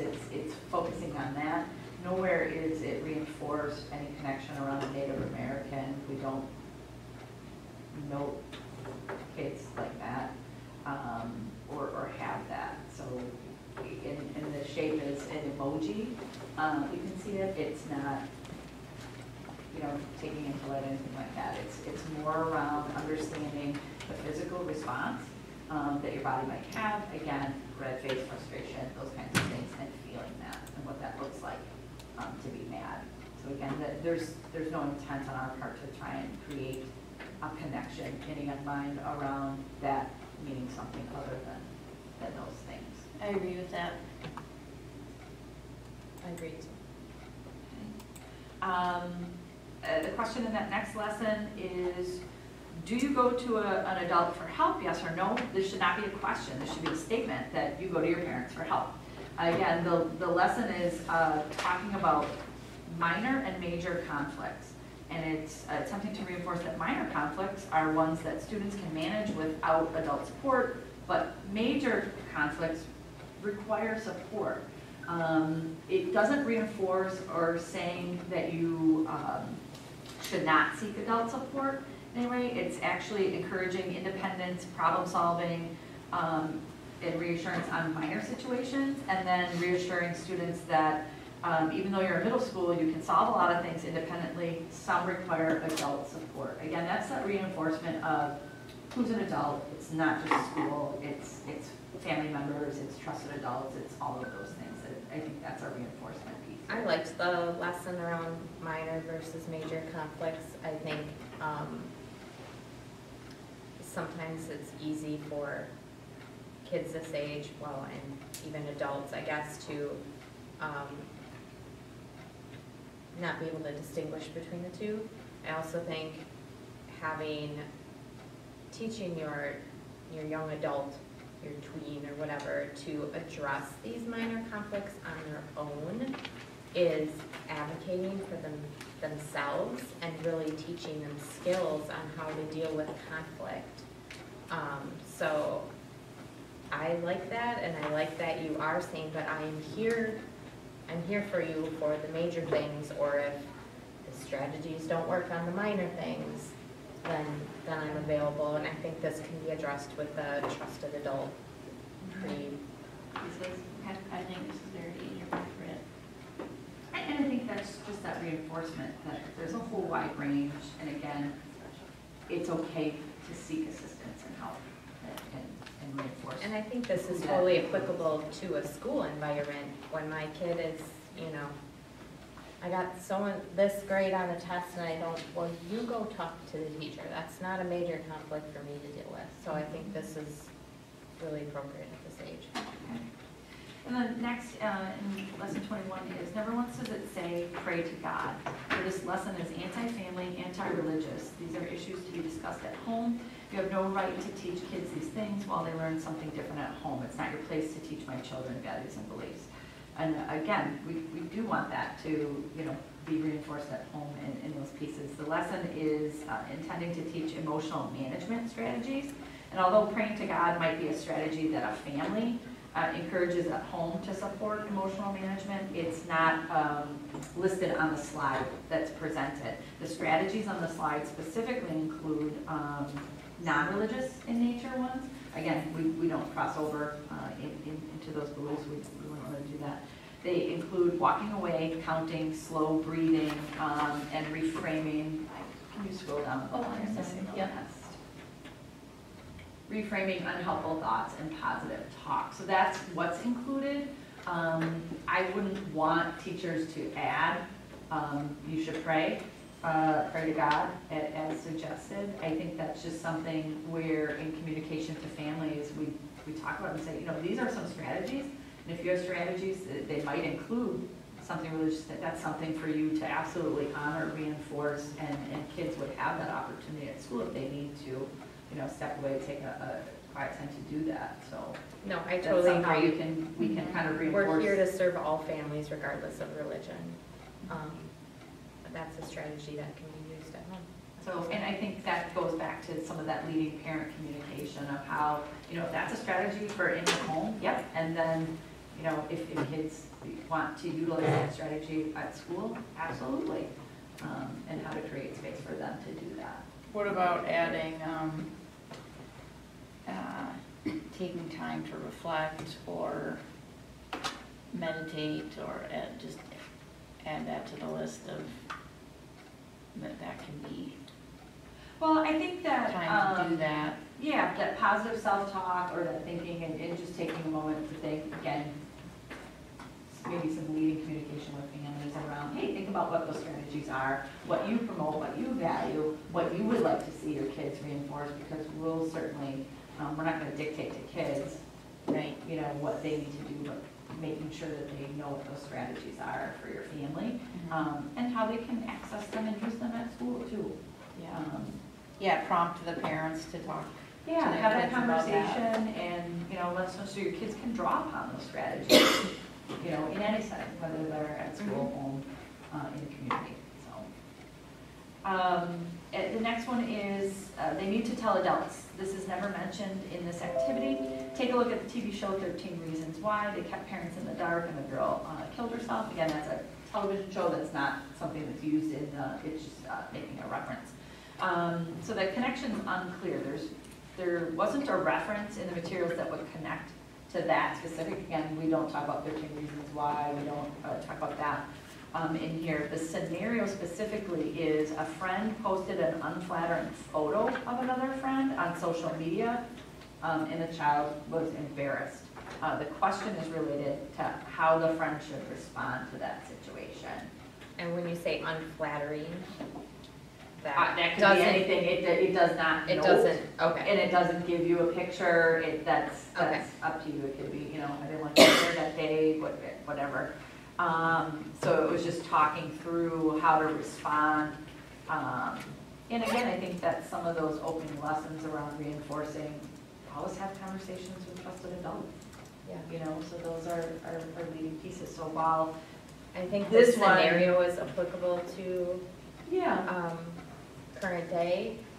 and And oftentimes it's- this hopefully would be a minor thing that, you know, I'm hoping this falls in the minor conflict Yeah, category and that we've given them some strategies on how she can talk to her friend. yeah, that it's like, oh, hey, I didn't like that. I was embarrassed by that, take that down, you know, that's solved, and as you said, it's something that they're able to have conversations about. It sounds like, you know, they are friends, it's not like, ooh, someone posted something to be hurtful, hateful. It was, we're friends, but oh, I got embarrassed by that, how do I navigate that situation? I do want to mention too with the lesson preceding this one, I did check in our communication work, and the question that was prompted for parents in relationship to that is, share with your child strategies that you use to help yourself calm down during an escalating conflict, and ask them to tell you any additional strategies that they might find helpful beyond the ones covered in the lesson. Okay. And that's, you know, that's an important piece to think about, because a lot of the questions that are being posed relate to family, and there is a piece of this that makes the connection for family really clear. So that's a great opportunity to talk about, well, another thing in our home would be X, Y, and Z. Okay. So, sorry to jump Or back. if but you I- ever encounter that situation, it gives a nice catalyst of maybe they haven't encountered that, you can be proactive as a family. Like, well, if you do encounter it, this is how I want you to respond. This is what I want you to do. It gives you an opportunity as a family to make that clear before a child is in a situation, so that you're able to reinforce that. In the next, lesson 22, again, once again, the definition is wrong. There is no such definition for the word perspective taking. What you're teaching here is empathy. Do not make up fake words, fake definitions to teach my children. If you would like to teach them empathy, then teach them empathy. So we provide the definition from Second Step on perspective and perspective taking, and then alongside it, the Webster Dictionary. So the lesson, like you said, it isn't intended to be about empathy. It's focused on an idea that considering someone else's perspective may prevent someone from jumping to a conclusion about a perceived conflict. So the learning target is focused on getting students to listen to other perspectives and respond to them in order to reduce a conflict, that understand that and honor people have different perspectives, and you honor that. You don't have to engage in conflict over that. That's the attempt of the lesson, is to reduce conflict by everyone's got their perspective, and that's okay. I don't have an issue with this. Your perspective is based on your journey of life and your experiences, where empathy is you feel what someone else feels. At least that's how I distinguish the two.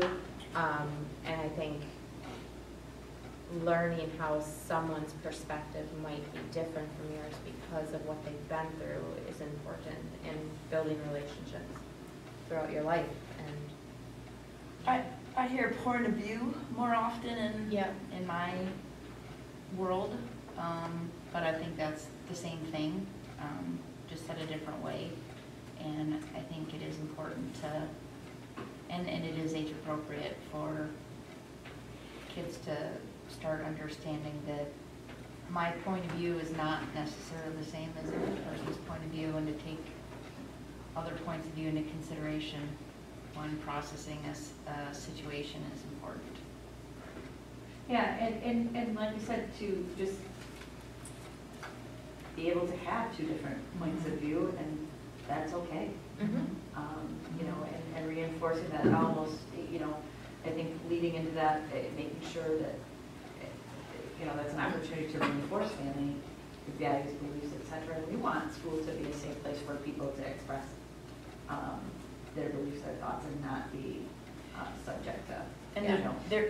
there's no judgment around the point of view, just Correct. identifying that they can be different. Yep. I really think this is an excellent topic to bring home and have around the kitchen table. Why do you think their perspective was different from yours? It's a great way to learn about people. In the next lesson, same thing, again, you know, leading into a workplace level definitions. These are HR definitions. These kids are 12 and 13 years old. They're not adults and cannot be treated like they are. So the lesson focuses on conflict resolution.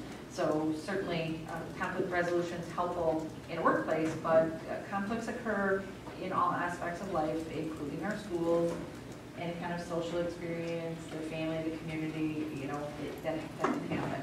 So the scenario presented does not address a workplace conflict. The scenario is a friend isn't able to attend a movie with you on your birthday. So consider from the perspective of both individuals within the story. So if you're the friend who's disappointed, or if you're the friend who's not attending, what might be that they each have a different point of view on that.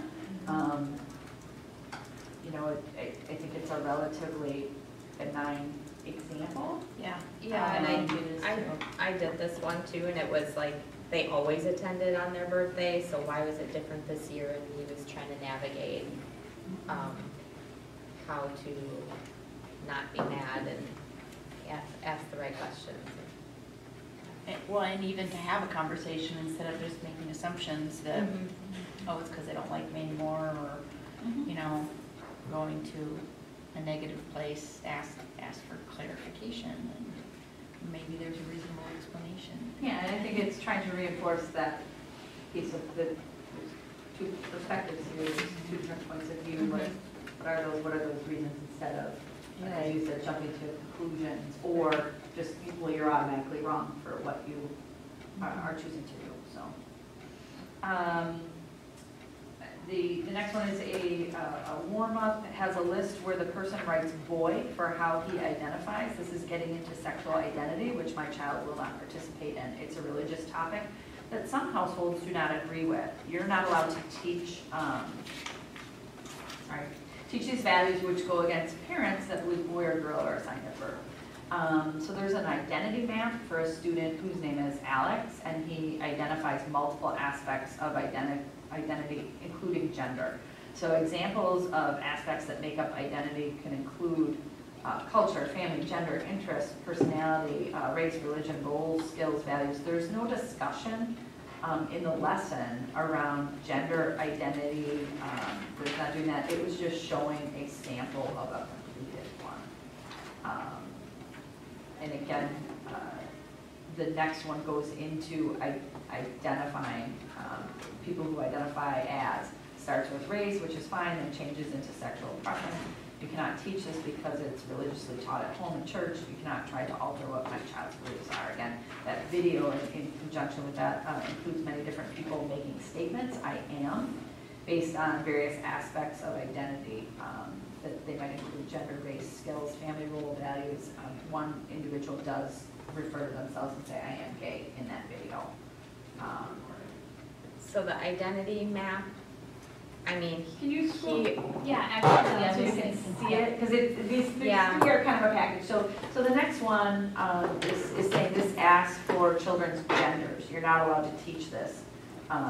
See the previous warm-up. So these are connections. it just had a list of things you could put in there, if I remember right. Correct. And Yep. gender was just one of the options. It's an option, and I cut and pasted that little map so it's tiny, but if you look at the bubbles, 3 of the bubbles have like a category connected to them where they're asking kids to really think about these 3, and those include interests, qualities and values, and abilities and skills. The other ones are left open, and it's really up to the student to identify whatever aspect of who they are that they want to represent.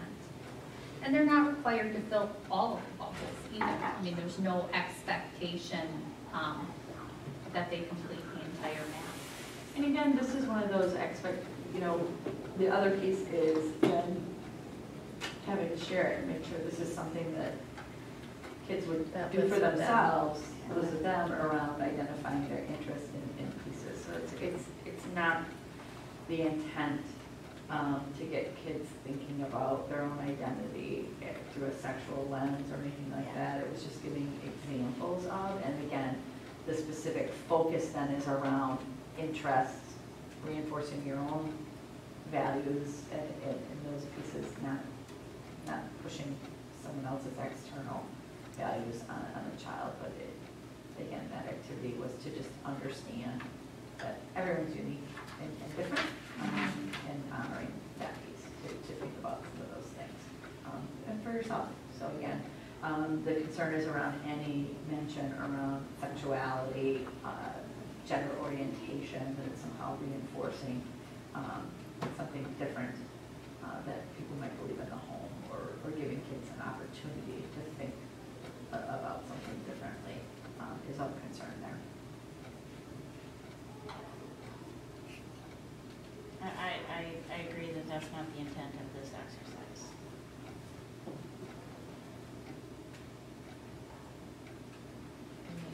Same with me, I saw the whole list of things and that they could fill the bubbles in with, and Alex just happened to pick that he wanted to fill gender in on his. But the one that each student is doing, there's a whole array of things they can put in there. And it's for themselves, and it's talking about themselves. I think looking at the this run of 3 lessons and digging into the intent of it, the resource, like you said, it has things that aren't reinforcing, like, oh, you have to fill in your gender, you have to, make some kind of declaration, operating from that frame, going through it again, and making sure the intent and the purpose of the lesson, certainly that screenshot, I feel it's not forcing kids to think about those things, but that we're maximizing other areas of interest, much as that worksheet does, versus, just looking through that lens. Again, that's been brought forward as a piece of feedback, that's how it was interpreted, so reviewing it again through that. Yeah, I'm okay To make sure reviewing it's- it again. I yeah. feel like Just to everyone make sure has that that's unique- not a major piece of it, that's not the intent, that's not somehow shining a light on that Yeah. piece, because that's not the intent. So we'll make sure and go through, like I said, just thinking about that perspective, actually, and making sure it's aligned and it's purposeful. In the next, it says, does not mention talking to parents as being an example for things that could help. Again, this is anti-family. That goes back to that larger piece around how do we consistently reinforce family. So while it doesn't get called out everywhere, how do we just always reinforce that for families? Same thing with the next lesson, positive factor examples. It mentions friends and teachers and never parents. So again, looking at that scenario, making sure we're reinforcing family as a primary would be important. The next one, this is anti-family. Negative factors, examples, mentions lack of support. Well, who was left off the positive factor list that this could be talking about? It's parents. This is anti-family. So because the parents were not inherently listed as part of that, they're saying a negative factors, examples, mentions lack of support that's perceived as being in the home. So there's those conclusions being drawn that it's, again, anti-family. So parents, while they were not listed in the positive or the negative, the context was about a school environment, I think that's reinforcing the value of family preceding or throughout the lesson in that. Because again, they're not so stated in either place as it was a school example.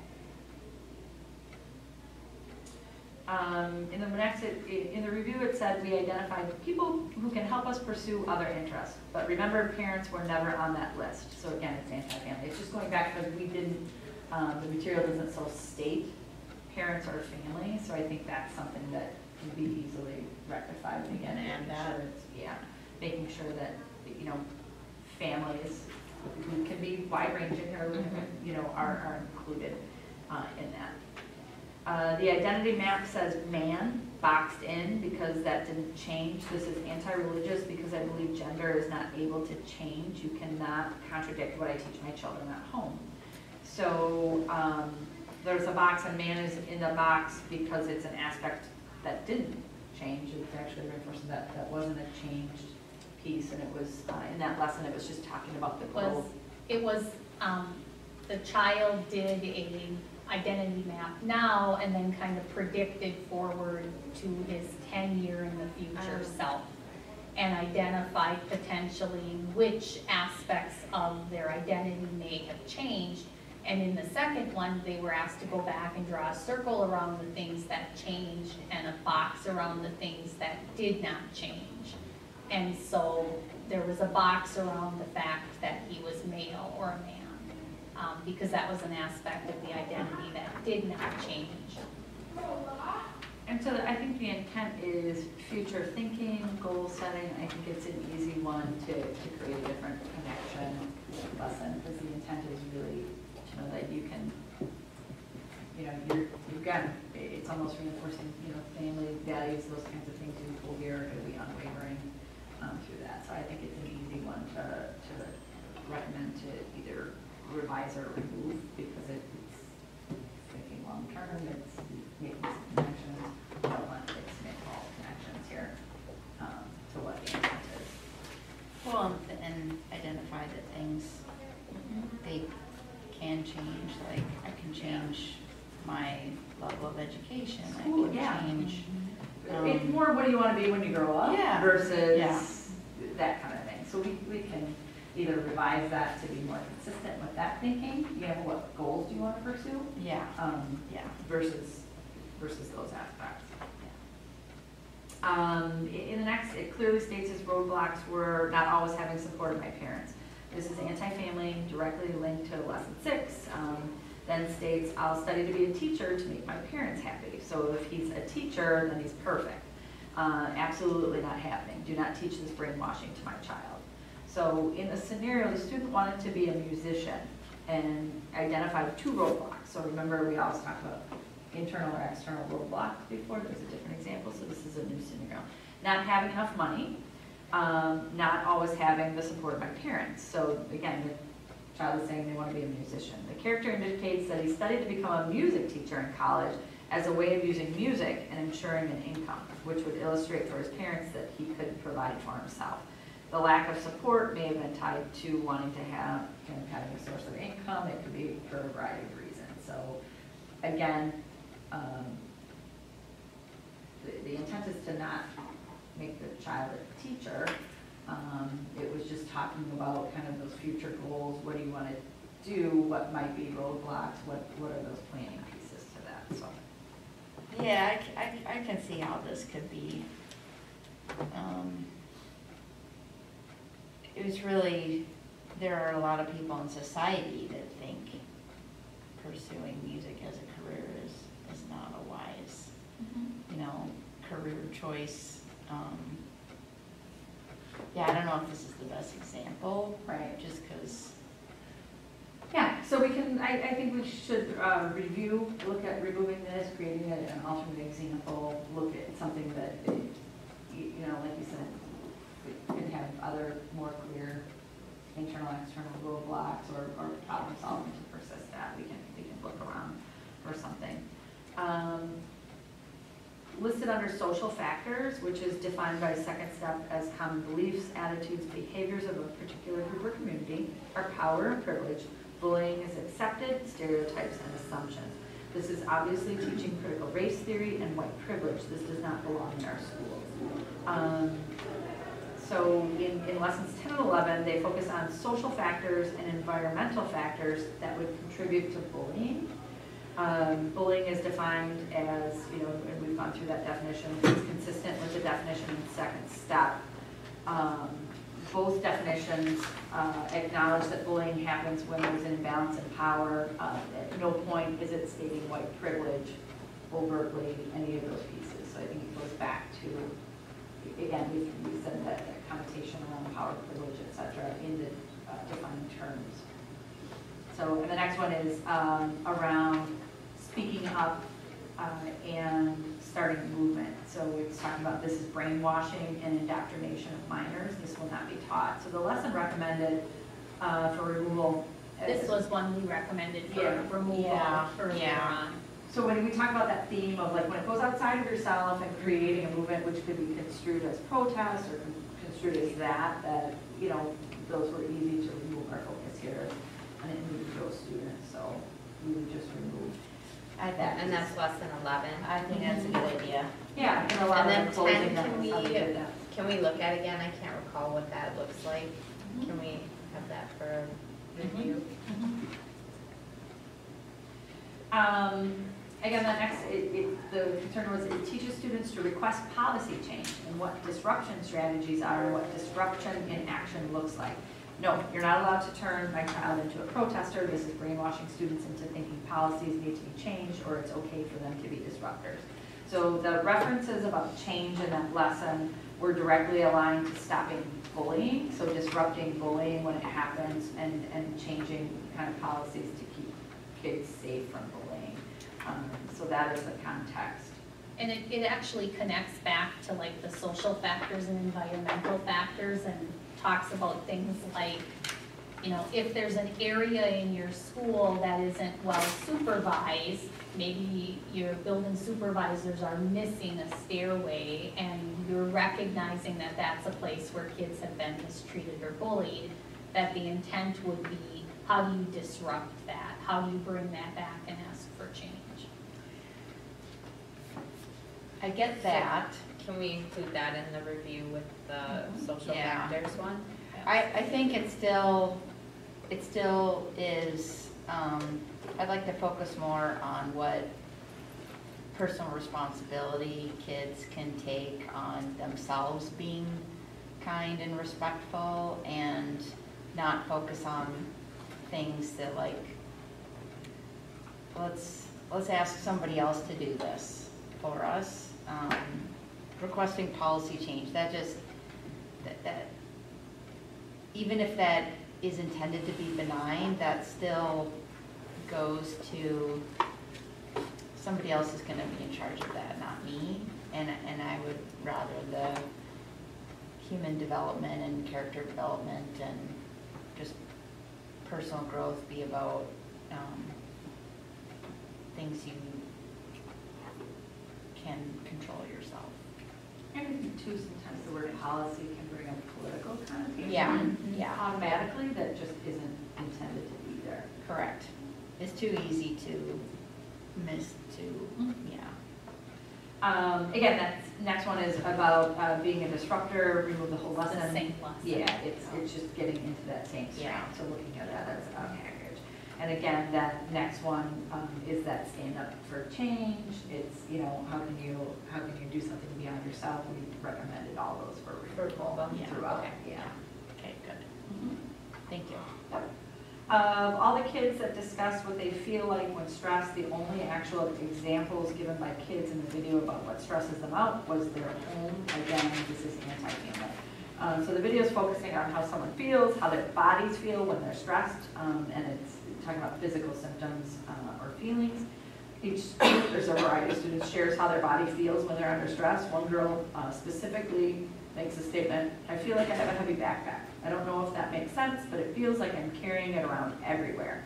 Even if it's like stress at home, I feel like I carry it to school, is the statement.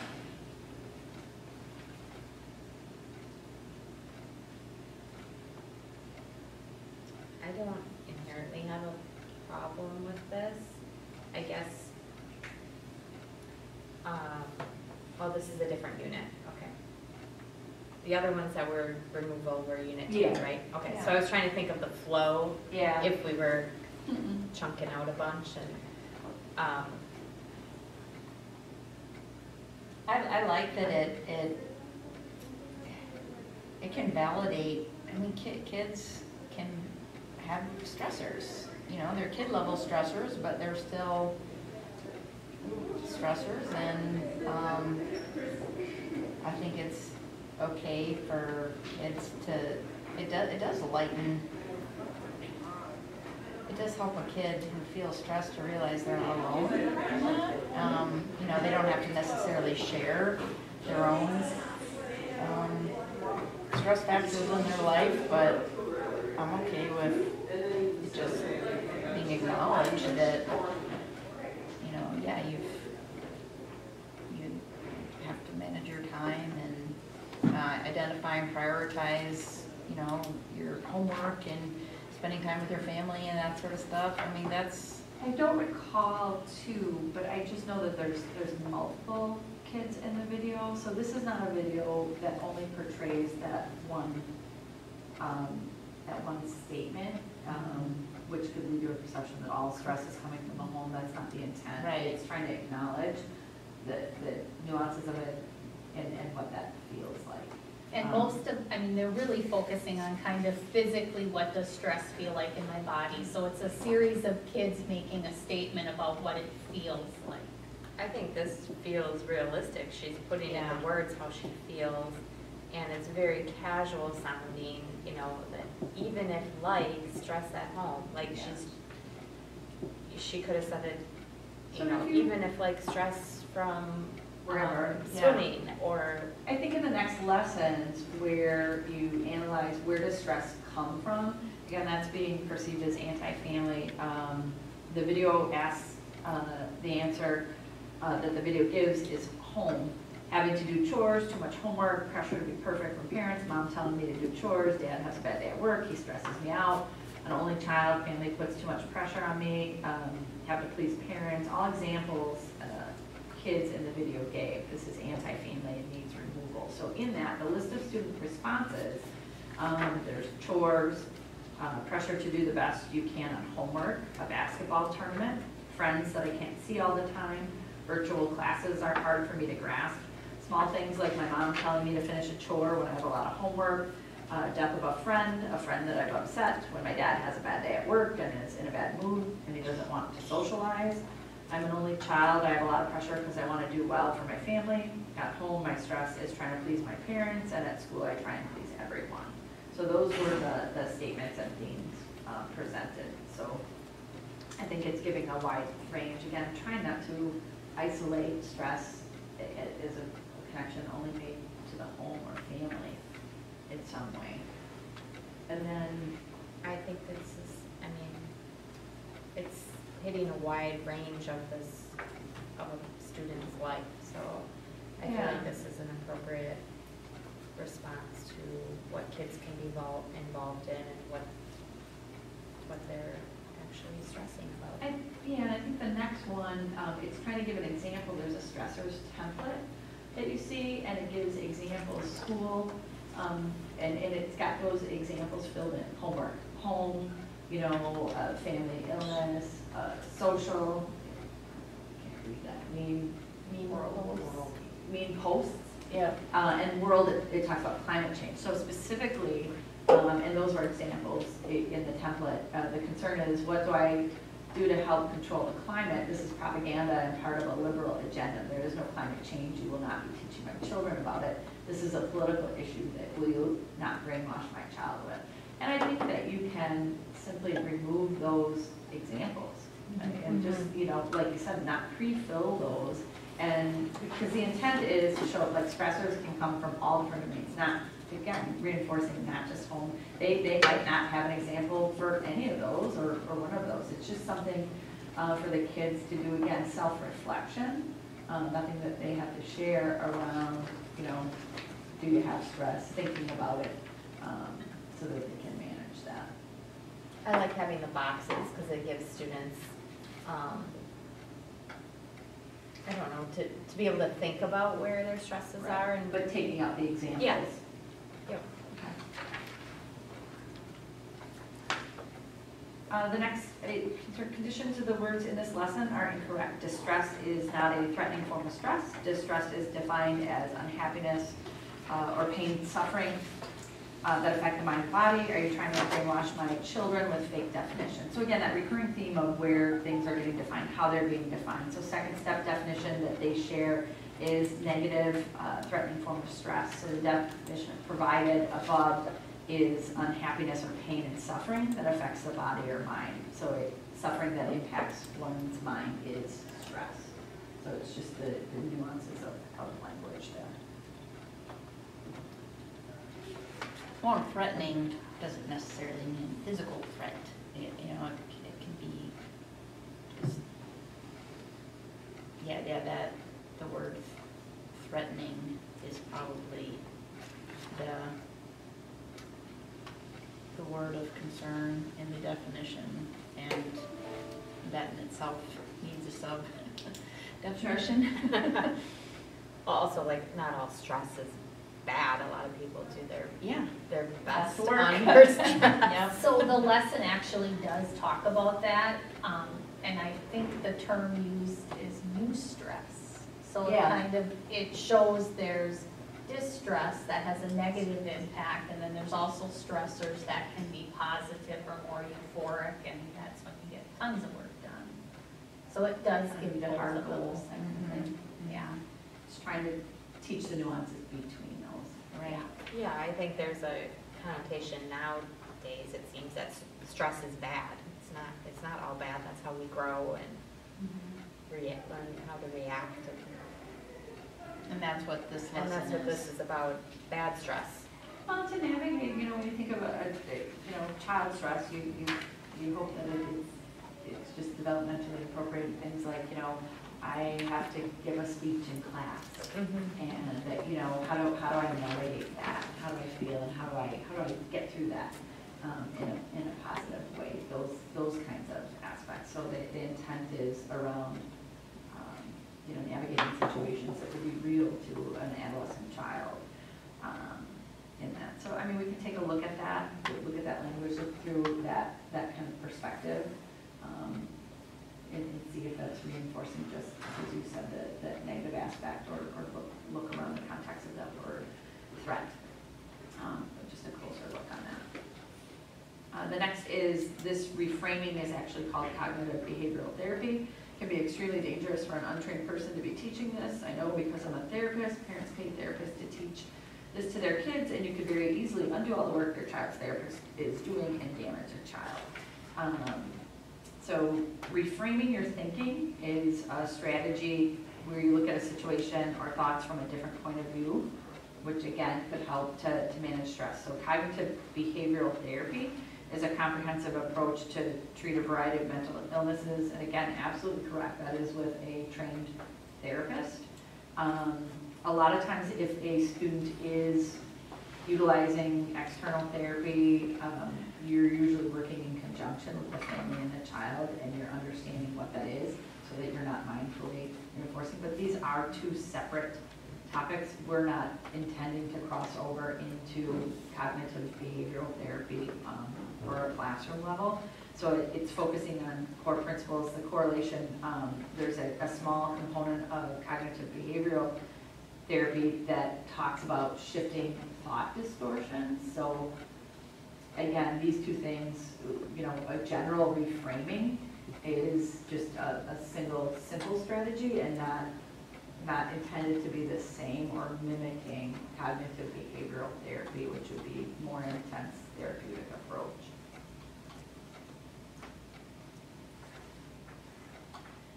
Yeah, reframing your thinking, that's kind of like the point of view lesson from earlier that we discussed. And CBT is much deeper and broader, and certainly not, it's not even possible to do it in One slide. the amount of, that's. Well, or yeah. the whole class. Yeah. So again, we can just review that through that context and make sure that it's. Yeah. I think that's good. I can't recall this one, Yeah. so I'd like to get it. This entire lesson is dangerous if not taught by a therapist. This can seriously damage a child. You're not allowed to teach this to any children. Unit 3, lesson 18 as well. The focus is on managing stress, and it talks about the following strategies. And it's breathing, reframing unhelpful thoughts, positive self-talk. So again, connected to the interpretation of cognitive behavioral therapy in the context of reframing above, I think is that connection regarding a trained therapist.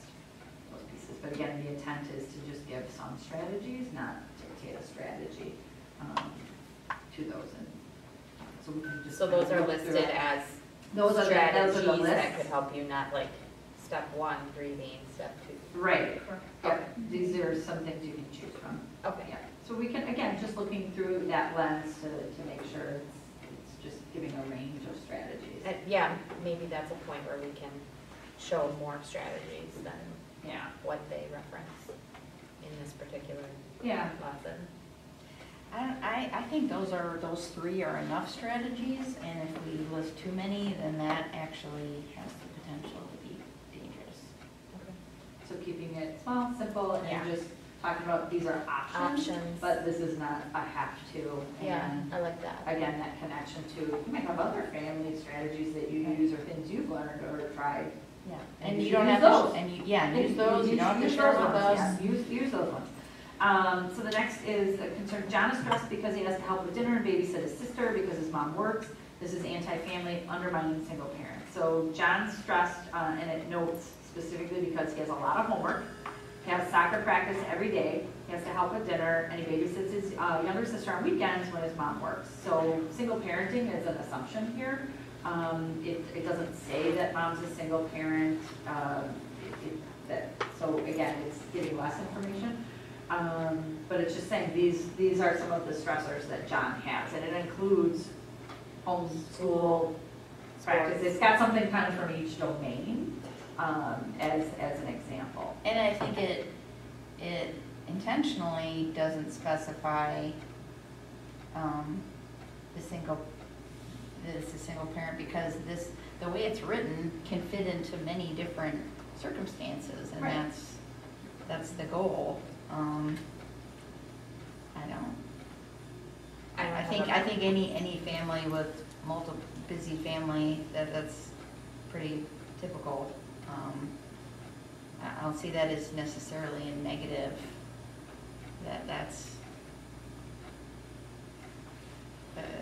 it just sounds like life to me. I don't see No, that I as being agree. offensive at all. I don't think it's anti-family either. It's been instilled in him that he has to do his homework. He's involved in extracurricular activities. He has chores with helping with dinner and responsibility with babysitting his sister, I think. I don't see anything wrong with I that. don't Or either. that's my perspective. Yeah, mine too.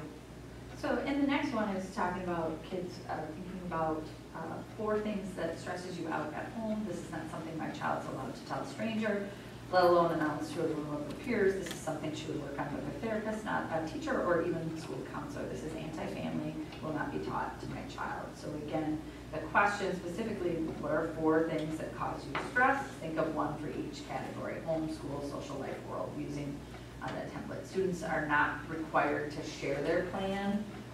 They're not required to come up with something for each category. They're, it's a So template. this is coming out of kind of those boxes Yeah, earlier. so the lesson could be modified, to make sure that it's a completely personal exercise. Yep, Um, let's do that. and Yeah. that we're not sharing in any way, shape, or form. It's just a thinking, and can be even something, again, that's reinforced, like, oh, we're talking about this, talk about this at home. Here's where you can have that conversation, kind of thing, around those pieces. So, the next one, we talked about at the beginning, loveisrespect.org is the name of the website, that it notes that in the portal of resources, so completely removed. Second Step has honored not only our request, but removed it from all materials. So while that was something we had previously removed and was blocked, Second Step is removed from all as well. So And that means it's removed from the student handouts, from the lesson Everything. plans, and from the slides that are. So used we to no longer teach. have to modify anything. They've That's great. taken it all out everywhere. Thank you. Mhm. Concern the student handout, the handout says, talks about dad being mad. It undermines family rules. This is anti-family, needs to be removed. I'd have to review that specific worksheet. Again, I don't think that's the only scenario in that, but we'll review it to make sure, again, that it's not a family-only scenario, that it's not you know, it's not reinforcing or it's not crossing into dad being man in a manner that's unsafe. Anyway, because we wouldn't want that promoted or talked about in that manner. A slide in the next lesson explicitly asks students to go to Lovers Respect. Again, we've addressed that. The next, in a student handout, asks students to make a post on social media. My child's not allowed on social media. But now because the school lets them do it, they're going to come home and say I'm mean because I won't let them have it. Again, anti-family, these are family rules. You're not allowed to go over my head. You're not the child's parent. So again, technology is used regularly. I think we need to create a lesson, create a construct for that, so we're not inadvertently reinforcing or setting up different rules for school, different rules for home. At the bottom of all the lessons, it says recommended activities, advisory activities. It says they're all atrocious, should be removed from all lessons, never used. Some of examples are how to date, who makes you go against your values, who's dishonest to you. Crowdsourcing is awesome, dating advice. So creating awards for politicians and teachers, again, we don't need to get into any of that. The title around is community awards, so it focuses on community organizations or people. So while it didn't state, teachers, politicians kind of think that if people are making that connection, we don't want to get into that arena. Create a plan of action concerning health issues, like mass. Again, the title's community health. Design a project to help with a community or global health issue. There's not a suggestion of mass. And again, protesting against harassment. The title is standing up against harassment. So those weren't the actual titles of the activities. The lesson was recommended for removal and not being taught again. It's kind of that broader community focus, so just getting into So that. we're just gonna And get rid of that one. I should interject just because what I wanted to point out is the lesson that was identified above. So these are kind of two different things. Lesson 26 was identified as one of the lessons that we would remove. We weren't recommending that it be taught. And then these are actually, they're advisory activities, and we have not had any intention of using the advisory activities. Those aren't incorporated in any of the lessons. They're extra things within the portal. And I struggled, I was trying to go through and identify like a correlation between how they were labeled and what the actual title was, and I couldn't connect some of these. There was an activity about crowdsourcing. I don't believe it was called Crowdsourcing is Awesome, but I struggled to align them all, and that's why there's only some of them that are aligned. But those are not things that we're recommending be used as part of the curriculum. Where do do they live exist. right now? They're in like the handout, or are they on the slideshow? Nope, There's they're like not a on the body. slideshow. They're actually, like, if you go into the portal as a teacher, and I know you've been in there, Erin, where you can click on the dashboard so you can go to grade 6. There is an option for teachers where it's advisory activities. It's a whole nother set of materials that we haven't recommended for use at all. Okay. Can we specify that the teachers not use them? Because there are some citizens that are worried that teachers might see that and just make an assumption and use it. So- We'd be really explicit. Okay, thank you. So again, this was removed. We would support recommendation for removal. And then just final comment, everything that's listed on this document is to be removed. Again, the document referencing actually looked like this. We just deconstructed it. So everything that was listed is presented here to be removed from second step. But don't forget, second step has told us that you're not allowed to remove, alter, modify. I think I spoke to that at the beginning. We do have that authority. We have a different agreement there. So what is that solution? So again, remove SEL, second step, CASEL from West Bend School District. None of this belongs in schools. You do not need a corrupt, indoctrinating company like CASEL second step to teach children how to be good people. That was just a general piece. So again, I think the deconstruction into each lesson, some of the concepts that connect to CASEL, the materials, a lot for review with a different, perspective, to dig into deeper.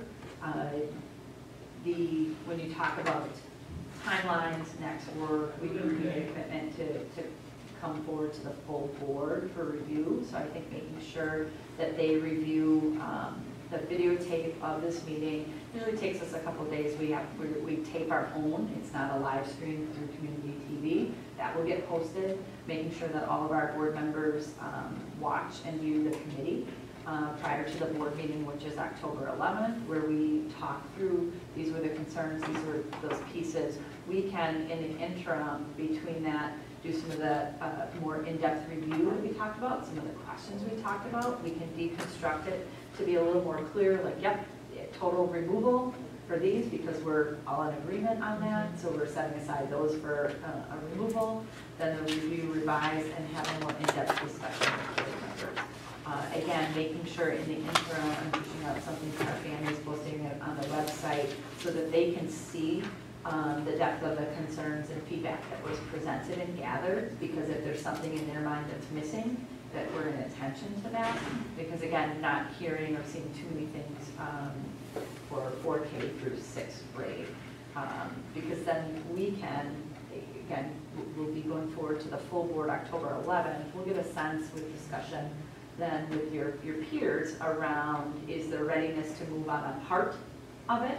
Because they might say, 4K through grade 6 was good, and this, hearing the more information that we gather, that kick these pieces right back to committee to do this, do more in-depth work around resolution on these, or look at different things. So it'll be interesting to hear and discuss and present this to our fellow board members on that. Again, making a clear timeline that would be a discussion item at that board meeting.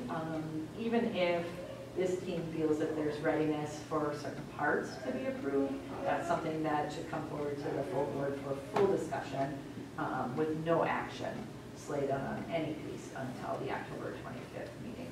Again, that gives us time to revisit some of the comments you've made here in committee, do continued work and share information and bring that forward. Any questions around the process? Again, I think we're just trying to be respectful of garnering feedback, working together so that we're in attention to that and moving the conversation forward to the larger board. I agree with that timeline that we. And again, there's no pressure. Well, I think we'll get a sense October 11th from the board around those pieces. There's no sense of pressure on like, oh my goodness, everything has to be acted on and this and everything has to be ready by this date. That's not the case. We can also talk with the board around, it might be certain grade levels are ready to go, or these 4 lessons are ready here, but nothing else, and keep pushing things back through committee for open dialogue and discussion. So I think that's something to frame for the board as well. Any other questions? And again, I know individual board members, individual members of our team receive feedback as well, and we can push that together. I know I have a letter from a company in town, an advocacy agency that's just in support. So if it's an individual email or message, we're not including that in here. This was specific feedback towards that. So again, we tried to represent the range here, and we'll make sure and share that with our community so that they feel if their feedback was not represented in some way. Again, it runs the gamut from total removal to support, that we're in attention to that as well. Great. Anything else? No. Well, Thank you. yeah, look forward to October 11th.